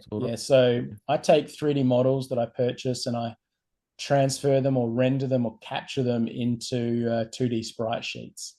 Yeah, cool. And the way that looks is that it looks very authentic. It looks like something that was made around 1994, cool. Because that's when they started using silicon graphics machines to make their sprites. It started with Donkey Kong Country, and then before you know it, Fallout and Baldur's Gate, they were rendering their sprites, and they actually look really, with the lighting baked in, and they look very distinctive. Like they're not 3D in any way. So what's the timeline looking like for this? Yeah. So I reckon I'm about 2 years in at the moment. So I've been full time on it for 2 years. And I reckon it will be done by the end of this year. Right. So about another year to go. Wow, 3 years of your life. I know. It's a fair old chunk, isn't it? It is a chunk, yeah. And I do that research as well. Go back and play some of the games. Can you count the 3 years I spent playing all those games as well? I actually did think of it at the end of it. I was like, well, that was really good research in terms of game design. Like you learn a lot about how games are put together when you play that many games. Apart from procrastination, what's probably been the hardest thing to sort of deal with? Well, code-wise, I can tell you that there's a couple of systems that are just so painfully difficult to understand. One of them is pathfinding. Do you understand what pathfinding? You surely would have. Yeah. So you've got to tiles, hexagonal tiles. Yeah, with the hexagonal tiles. Yeah. So it's relatively simple to make a unit go around an object in hexes, but there's a lot more to it when you're talking about units that are more than one hex in size, and it can get very, very, very, very complicated. And my head is not quite up to that level of mathematics. Fair enough. Hex grid systems themselves are a pain in the ass to implement. And when I started working on mounted units and flying units, everything just turned ridiculously complicated on that well. Yeah. Because flying units basically is like a fake 3D. It's like it's like an elevation side of it. Got a Z axis. Yeah, it's a Z-axis, but not a 3D Z-axis. So yeah, that makes things even more tricky to work out. So You wait till Stegosaurus Man has sweeps into 3 tiles, mate. yeah, Calculate that. Yeah, Shut, he's shut going to up, present Craig. difficulties all of himself. Just Stego Man just comes and breaks everything. Man. More bugs. Do you reckon But you'd yeah, like the to big port it? So you're going. just one more thing there. That the biggest obstacle that I've been dealing with, and the biggest pain point, has been how much time it takes. Because I thought it would take me a year, but we're up to year number 2 and a bit, and it's still not close to finish. So that's just huge. Yeah, time is the big time. It's a big time sucker. At least you've got a target. That's pretty good. Yeah. Yep. It's obviously there's always going to be obstacles. You've already listed out a few. What are the heavy hitters? Yeah, game design. Like when you're writing, I say code is always the hardest part. When you get to like some of the systems that you have to build for a role-playing game are just ridiculously difficult. Mathematics, pathfinding is a good example. Hex-based pathfinding uses an A-star system, which is like a well-known system, but it's mostly used for grids, squared grids. So to make pathfinding work for hex-based models is extra tricky, and it's more maths. Line of sight. Do you have line of sight in there as well? Yeah, absolutely. Yeah, line of sight's definitely a part of it, and it's not just that, but it's also just the hex grid system. Like what area of effect attacks and things like that.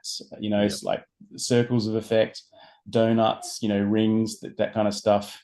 And just making sure that, when you've got units that take up more than one hex, like wide, I call them wide units. How do they move through other units? How do they move around obstacles and other units? It's all very complicated. Big dinosaurs. There's a lot to it. Yep, big dinosaurs, big monsters, elementals, golems, all that stuff.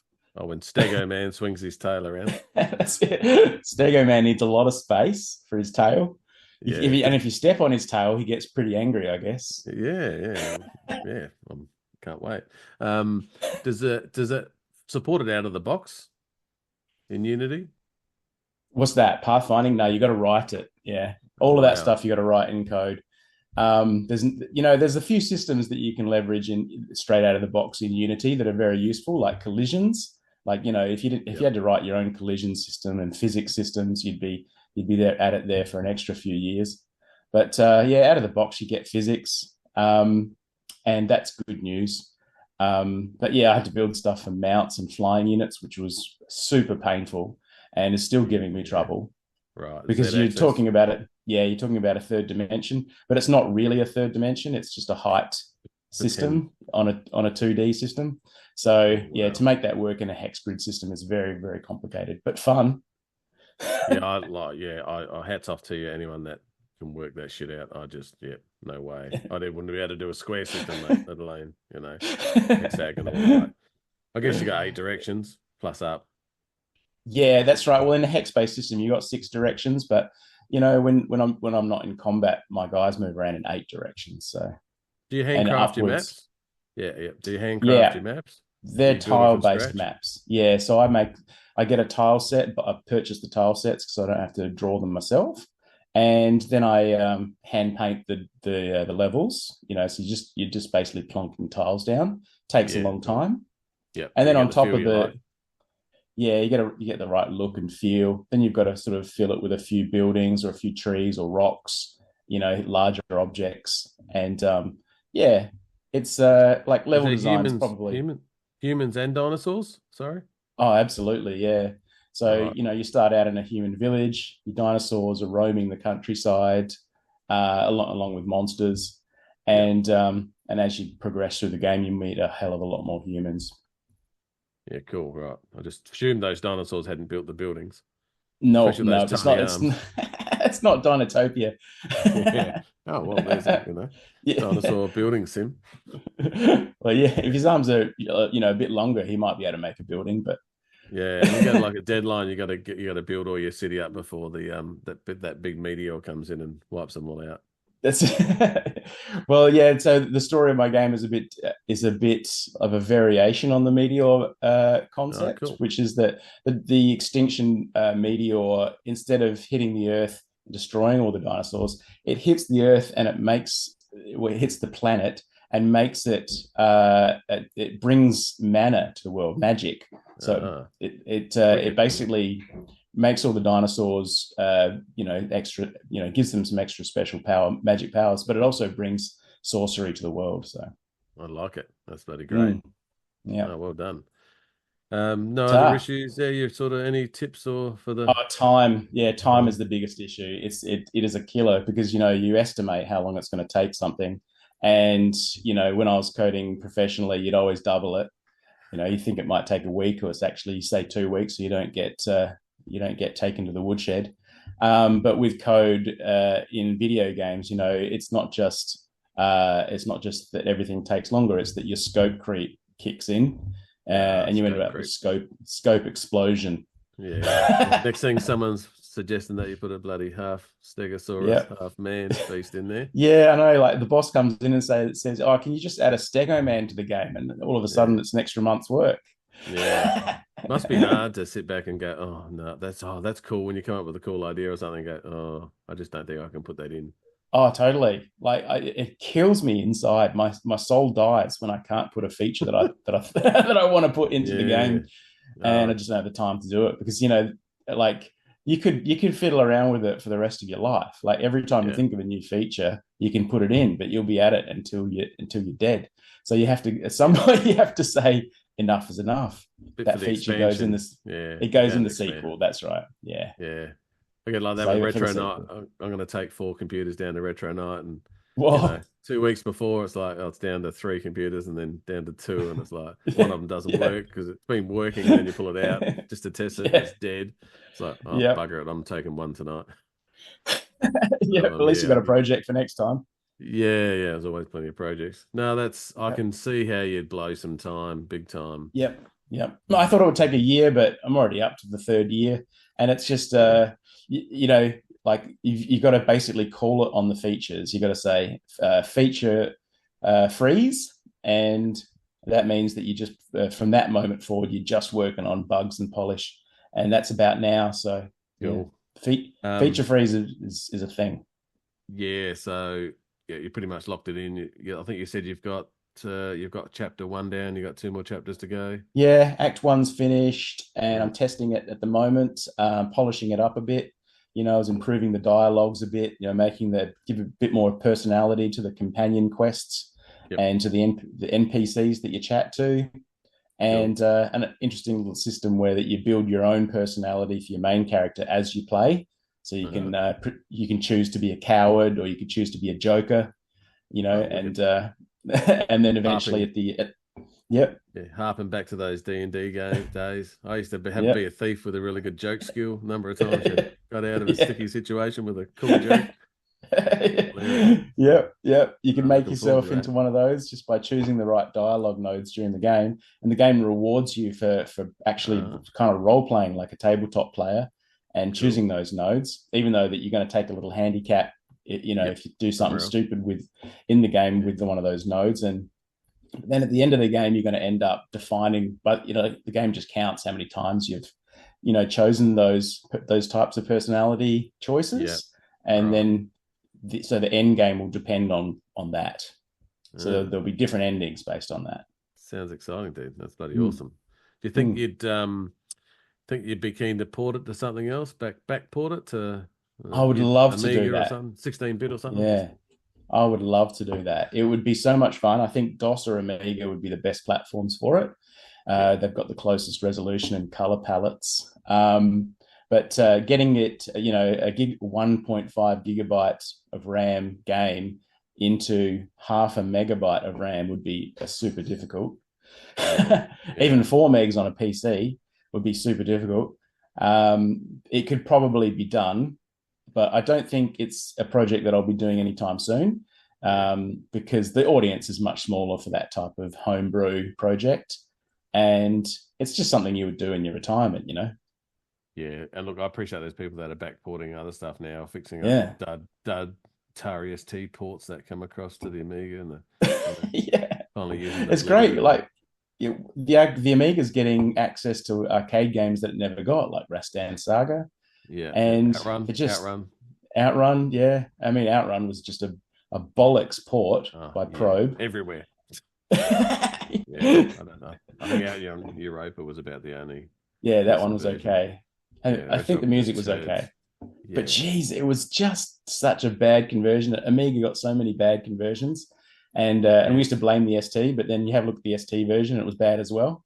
Yeah, yeah. I watched the Montage Vintage Gamer do that review of Shadow of the Beast. How it was like a tech demo, but turned into a game, and that is like 12 layers of parallax scrolling. And then they showed the ST version. I just went, that's complete shit.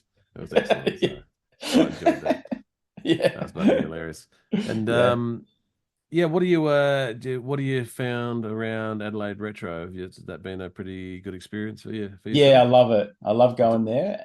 Bunch of great blokes I remember when you first wandered in and you were looking around, and it is a bit of a weird thing when you roll into that. It's like probably better than going to the train club, but I noticed you were sort of looking around, and it does take a few gigs before people sort of warm to you. Well, it depends on where you're at in your nostalgic retro journey, because some people are deep in it already, and so they'll walk into the retro club and they'll see a bunch of guys who have been tinkering on their machines for 10 years and just go, oh, I'm at home, this is my place, this is my third home right here. And other people who have just started their nostalgic retro journey will just look around and go, what a bunch of nerds. But on the other hand, I actually think that everybody should pursue their passions in the best way they can, and just, if you want to tinker on an old machine, then you should absolutely do that. Yeah, totally. And I think you get plenty of support to fix stuff there, and good group of dudes. So the guys there helped me fix stuff. Graham helped me fix the Amiga. And it's been absolutely brilliant working with some of those guys to get stuff working, because I'm not an expert with hardware, more into the software side of things. And not an expert at anything, but it is a good group. It's like 50 dudes off the spectrum all in one room harmonizing, just about. Pretty funny, really. So, I always have a laugh. I always chat with a lot of the same guys there every time I go. Then we have a good chat. We just can't stop chatting about. Sometimes we talk about exactly the same things. But it's absolutely great to catch up with everyone there and to have a good old yarn and see what they've got to show and see some unusual machines. And see, but also I just love to see other Commodores, and other DOS machines and stuff.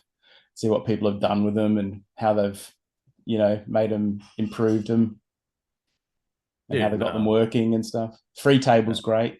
Yeah, the free table's dangerous.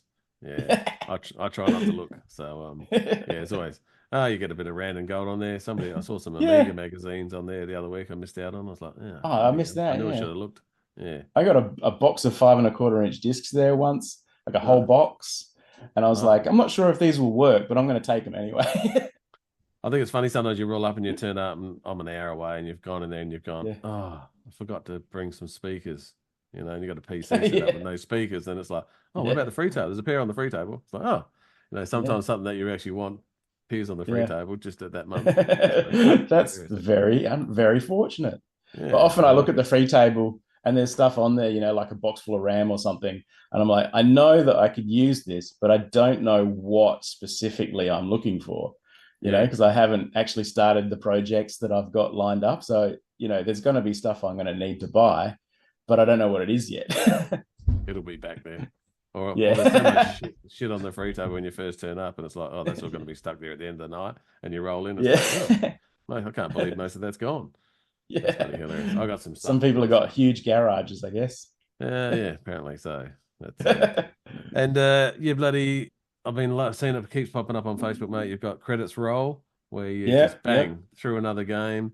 Can't believe it. I think I've seen Golden Axe and Rastan Saga. What's the go? Yeah, there was you probably noticed a theme on that one.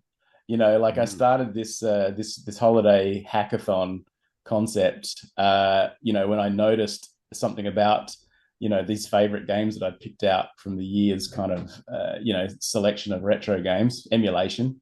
And I realized that, oh, hang on a minute, all of these have got weapons, they're all sword, axe, they're all very, they're very violent hack and slash games.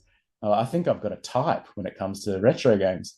So I just decided, well, let's make it the holidays hackathon, and I'll do credits roll, get to the end of each of them and see the credits roll, take a photo of it, take a few photos, just share those with the Facebook friends. There's a few friends that enjoy my retro adventures every Christmas holidays. And just went through it. I went through like a dozen over 3 weeks. That's pretty awesome. Jealous. I keep seeing stuff pop up and I'm like, oh, he's gone through something else again. Yeah. Just smashing through to the end. Some really tough ones in there. Like, I don't recommend that you try to play Rastan Saga without save states. Just don't try that. Too hard. It's too hard. It's super, super, super hard. Like Ghosts and Goblins hard. Yeah, right. Yeah, I don't really remember that. I remember Golden Axe from the arcades. That's actually pretty easy. Golden Axe is pretty easy. You can get through that with a few credits. Might have to get that bit of a crack. I don't really post much stuff on social. I post on the retro sites, but I don't really post on my personal site. But I did put up something the other day. I had my Princes of Persia. I popped up there the other day on my reel. And are they fresh princes? Or? Yeah, they were fresh. Yeah, they're from Bel Air. And actually had somebody who like a friend I haven't been meaning to catch up with for like 2 years. Oh, we've got a Commodore monitor there. He might be interested in. Yeah. And I'm thinking, oh, here comes a $25 Commodore monitor. Oh, he's like a Commodore monitor. Comes back. Yeah. Oh, you can have it for $300. Oh shit. But no, there goes the bargain. I'm like, maybe 100 it wouldn't have been. It was at 1801 or something. I think it was an old school one. Okay. It was pretty cool. But got passed in. Yeah, I got lucky with both of my Commodore monitors. One was sitting at my dad's house, and that was just like, why is my dad collecting Commodore stuff without me even asking him to? But he used to go to auctions, and he just came home with his Commodore stuff about 10 years ago. And I was like, why is this in your loft? It's not mine. I'm just slowly replacing. He didn't even remember. Yeah, I love the flybacks going those. I've had a few 1084s that have had and the switches. So it's like, But and the other one was real CRTs. Yeah. The other one was a $50 find, who was just a friend of mine who was just offloading her dad's old stuff. And I said, I'll give you 50. And, it was good. I also got a Commodore 64 for 50. And that was good. And, she had something that I wish that I'd grabbed, which is an Amiga Genlock. And I don't think they're hugely valuable or anything, but I'm curious about it now. I think you've got one. I got one you can borrow. Yeah. What does it actually do? Like, you hook it into a video player or something? Yeah, you can overlay video and graphics. So you can pull up Deluxe Paint and you could put, you could do something for your game. You can put your game over there and you can put some credit titles on it, which nowadays you can do it in DaVinci or whatever some Mac software that people use. I just find it interesting that the Amiga had it wasn't a second life. It was just like, it was just a hugely useful professional device in the video broadcasting industry. Oh, so many public bloody TV stations in the States had toasters. Yeah. They did all their titling and all the crap down the bottom with all the weather. And it was amazing. And I think Scalar was the one that was in Europe. And that was everywhere. Yeah, that dude on Retro Hour was pretty cool. Yeah, he talked about it. And I was fascinated by that talk that he did on Retro Hour. Yeah, it was absolutely incredible. Yeah, if you had a hard drive, it was really cool. You could, I used to set up displays and stuff. I reckon I used it for a council thing once we set up, so that all right. Yes. Anyway, mate, we have been yakking for quite a while, and we'd always like to. This is, the old retro bastard. So surely there must be some bastardry out there that's on your radar. What's At the moment, and it's not like this is going to be an unpopular opinion, but Elon Musk. He needs a good old slap, and I think that's my bastard this time. I'm just going to say I'd like to slay that bastard because I had a Twitter premium. Yeah, hack and slash. Because I had a Twitter premium account for my game, and I unsubscribed on it because I thought it was a bit useless. and his Twitter platform, not only did it keep resubscribing and charging me every month, but their premium support kept fixing it, and then it unfixed itself. And their premium support would take like 10, 15 days to respond. So it's probably a human had to look at it. Imagine sitting that for imagine that being your job. You just sit there and look at tickets all day. For Twitter. Elon wants people to work longer and harder so he can make more money. I mean, hilarious, isn't it? I've got some subscription services all over the joint, and often I've had to, contact them about something, and they usually reply within a day or two because that's their business, This support system for Twitter is useless. Well, what do they got? Like, going to do with 100 million, 200 million users? Imagine what TikTok's like. And half of them are probably mad as a hatter. Oh, because it's Twitter. Probably gets AI'd and put into some bucket. I might miss this guy overcharged for iStock photos. It just started recurring every month. I think I got burnt way back in the 90s with a BB, like a dial-up system that I paid for one drunken night just to get some internet because I've used my 50 megs for the month, and signed up for this thing on a random credit card that I had, and then I forgot about it, and I've got the bloody statement, and I was like, oh shit, I've been billed for this for the last 6 months. It was only $35 a month, but it was a fair bit back then. Was it in the 90s? I was like, fuckers, anyway. Being charged for something you've unsubscribed for like 3 or 4 times is actually a really bad feeling. It makes you feel like you're trapped and you've got no escape. It's just every month you get paranoid. It's like, oh, this the 17th. Am I going to get billed for this again? And I was feeling like that coming up every month. Am I going to get resubscribed to Twitter Premium again? And sure enough, it would. I eventually had to get it blocked on my bank on my bank side. Arseholes. Yes. What can you do, eh? Well, Kai, it's been bloody good having a chat, mate. I appreciate that. Yeah, and, you too. I'll see you at the next retro night, and you will. Yeah, people. I'll have a big Amiga 2000 under my arm.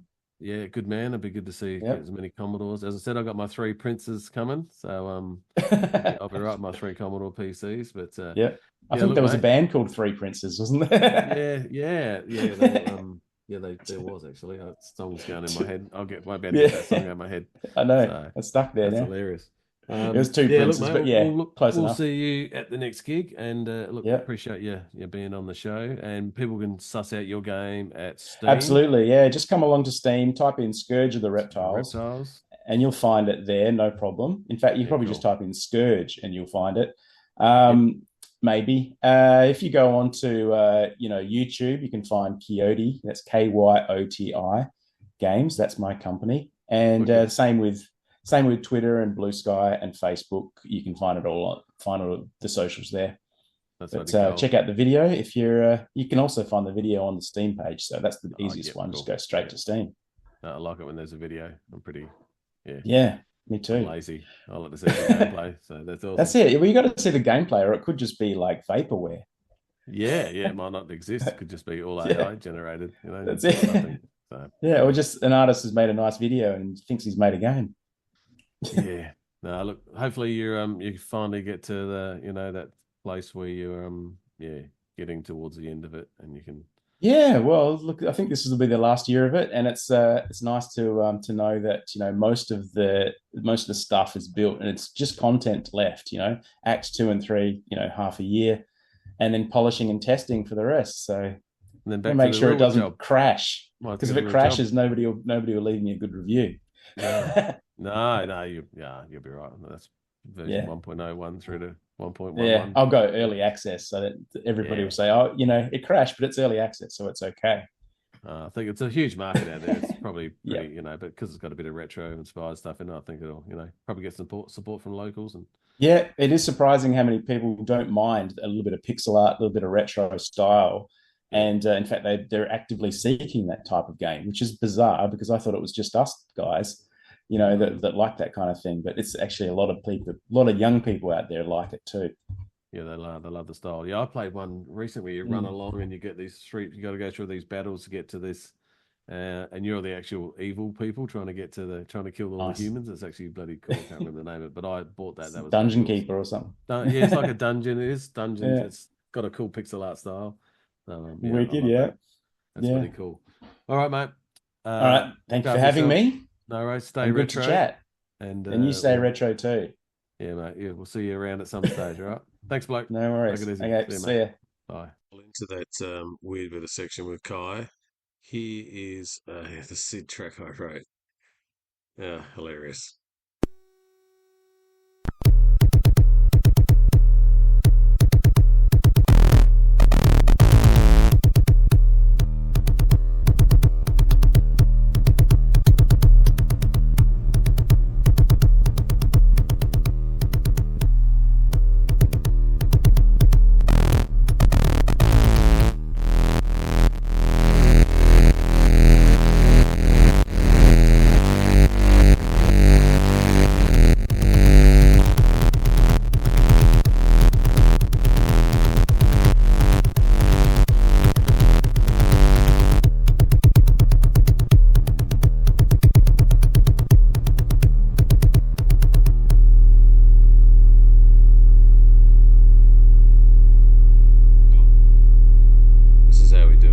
This is the fucking outtakes that I did with Kai. So, yeah, have a bit of a laugh.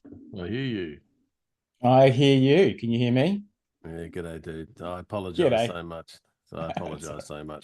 Couldn't believe that. Because when you close Zoom, like after about 10 seconds, the box pops up and like dumps the recording. Yep. And afterward, when we closed out, I went, oh, that box didn't pop up. I think I changed because I changed it because I actually invited you to the meeting that time. Yeah. Anyway, it's all right. It's all right. I just thought we had a good thing going on. Yeah, I know. I'm going to struggle to remember all the things that we talked about too. Was what's his name? Not Triceratops, man. Was it Triceratops? No. Yeah. Was it Triceratops? Was that before or after? We talked about Stego Man a couple times. Stego Man, yeah. I was at the flea market today and I was thinking about Stego Man, so I bought this book right here, Dinosaur Atlas. Yeah, and there's a Stego in here, so I don't know what page he's on, he's got a small tail, hasn't he? I was thinking about it. That's got spikes on it, but then he's got those big. He's a real mean motherfucker, really, when you think about it. Imagine coming up against, Yeah, I mean, there's one in my game. There's one in my game, and if he hits you with his tail, it's a straight up insta kill. I got this guy. I thought you were going to bring one out. I'm going to have to 3D print one when I get the 3D printer. Like, I got this guy. He's like a draconian. He's like a Dragonlance guy. Yeah. But have a look at his tail. Yeah, that's a Stego tail, isn't it? That is a Stego tail, mate. That is hilarious. Been doing much else today? Where was a flea market? It's the Brighton High School one. So yeah, we go there it's very close to here, so we go there every fortnight. It's mostly about getting my 7-year-old, rare Pokemon cards. He's obsessed with. Yeah, right. And the little one comes home with like Transformers and stuff. Yeah, my lad's got a heap of Pokemon. I bought it I went to a swap meet, like a church garage sale. Yeah. And I rolled up there, and then I saw some DVDs, and then I saw some woman put a box full of stuff there, and there was two. There's a Nintendo DS and a 3DS in a box with some games. I just offered her $40. Yeah, score. And then there was some Pokemon cards in 2 different tins. Yeah, and I said, I'll give you $50 for the whole lot, and she was like, "Oh yeah, sounds pretty good." And then some other dude sort of muscled in next to me and starts looking in the box before me. And he stole all the Simpsons cards. I was spewing. I was like, fucking, that's my score, man. So I did pretty good. You just paid it for the whole box, and he just gets DS and a DS and a 3DS for $40. That's pretty good. That's a very good price, isn't it? Well, excuse me. I think one was in a case, and anyway, got to find those. Yeah, got to get them out on display. That's all. Yeah, absolutely. I don't see the stuff like that at Brighton Flea Market. It's pretty scant on retro. It's mostly just toys, knickknacks and stuff. It's pretty boring. But occasionally I find something cool. I got this one as well. This is Dragon Age 2. it's not the boxed. I mean, the game's a DVD game, but it's like the art book. Yeah, that's cool. It's like it's like a walkthrough with all the art and stuff, and it's I mean, that's pretty cool. Like a pretty cool find. I might use that one day and play through the game again. I go to the Sterling Bookshop. Yep. And they quite often have lots and lots of computer books. I picked up the Star Wars ones and Doom, and I don't bother with the Minecraft, but quite often there's been like a Witcher run through or some random book there. Some big chunky bastards too, like got a big Skyrim book for huge $6. Big fat book. Yeah, for $6. Cool. You're in there and you're looking up eBay going, that's worth $40. So you sort of go, well, but I'd have. You could flip it. You could flip it on. That'd mean letting go. That's right. Then you wouldn't have something to put on your shelf. Although I did sell an Amiga. I got 2 PCs I got rid of this week. Did you? Yeah, well done. Yeah. So you're anti-hoarding. You're unhoarding yourself. This laptop sitting on top of a BBC Micro. That's going to go as well. So that's out the door. So just having I think I sold a compact machine to Troy from the club was around today. Yeah. He That's dropped cool. an Amiga drive and he was looking for a case. I said, come into my chook shed. And he found a case in there. And he goes, what are you doing with that compact? I said, I'm selling it to you, Troy. The chooks are free. The chook poo is free. That's part of it. It's pretty clean, that chook experience. Shed. Yeah. No, it no was chooks? pretty. No, I had chooks in it, and I actually pulled a cupboard out of there the other week, and there was a pile of bloody chook shit and a straw. Stuff used to go everywhere. So anyway, trying to thin the herd. Trying to thin the herd a little bit. So I got my 3 Commodore PCs up and running, so I was pretty happy with that. Yeah, I saw the Princes of Persia. Yes. So I thought that was just a good way to. It's so they good. Be brothers or something, all 3 princes, they're all brothers. And they're all trying to save a different princess. No, they're all trying to save the same princess. Same princess. How funny would that be? Then they end up killing each other. They have to fight each other at the end. Yeah. I watched the thing about when the dude made that with the Apple II and he ran out of memory. So basically just transparenced that Shadow Man. Oh, yeah. That's all he did. He just changed the colors of changed the color of the sprite because that's all he had room for in the RAM. Right. Yeah. That's pretty neat. That's great. Yeah. I watched that the other day. Good on him. Yeah. He invented rotoscoping. He was a genius. Oh, mate. Yeah, I watched that too. It showed him I can't believe how meticulous notes he kept, and he's still got all the video footage and incredible. His diary and that he kept from that. How's your diary look? It's hundreds of pages. Day 289. Thought about doing some stuff. I sometimes wonder if maybe I'm just losing my mind because I just type to myself like I'm listening to myself. I'm just typing out like a diary. It's like for all the design notes, like somebody's listening. I think I might be losing my mind. I do it in the car. If I've got to do like a presentation for work or I'm doing my podcast, I'm just running through it in the car while I'm driving to work. It's just the easiest way for me. Yeah. Same when you present, you got a topic, road condition. The next thing I'm like, bang, 20 minutes. Yeah. That's the way you. If I don't do that, I'm just all over the place. So every now and then I refer to my own notes because there's so much design that I can't possibly remember it all. So I refer back to I use the search. I go back through my own notes and I go, oh, that's why I made that design decision. No, that was a good idea. Or that's why I made that design decision. What a stupid idea. Self-reflection. Yeah. And then you just, but at least you know what the thinking was back then that made you build it like that. So you can either keep it or not. So. All right, my battery saver's on. I've got 57 minutes. So let's I still look blurry, don't I? Yep. But then I look shiny. So. And backlit. You look like an angel when you're backlit. You've got a halo.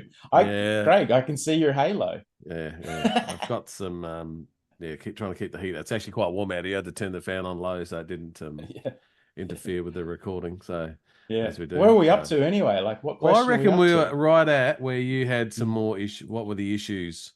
So issues of what? What was the hardest thing dealing with a game?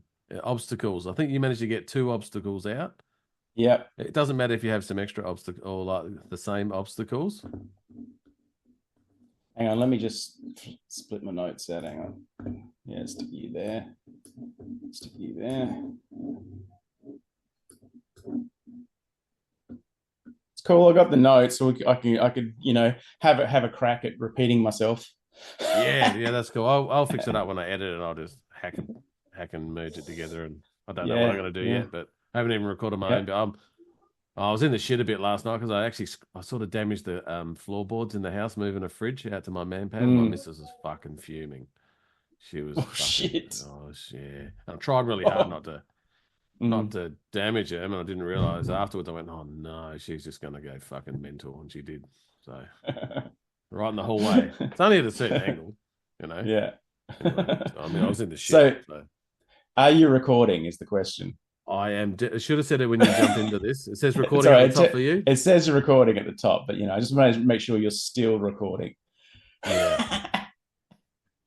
All right, let's go. Hey, let's go. Yeah. Okay. Fire it up, mate.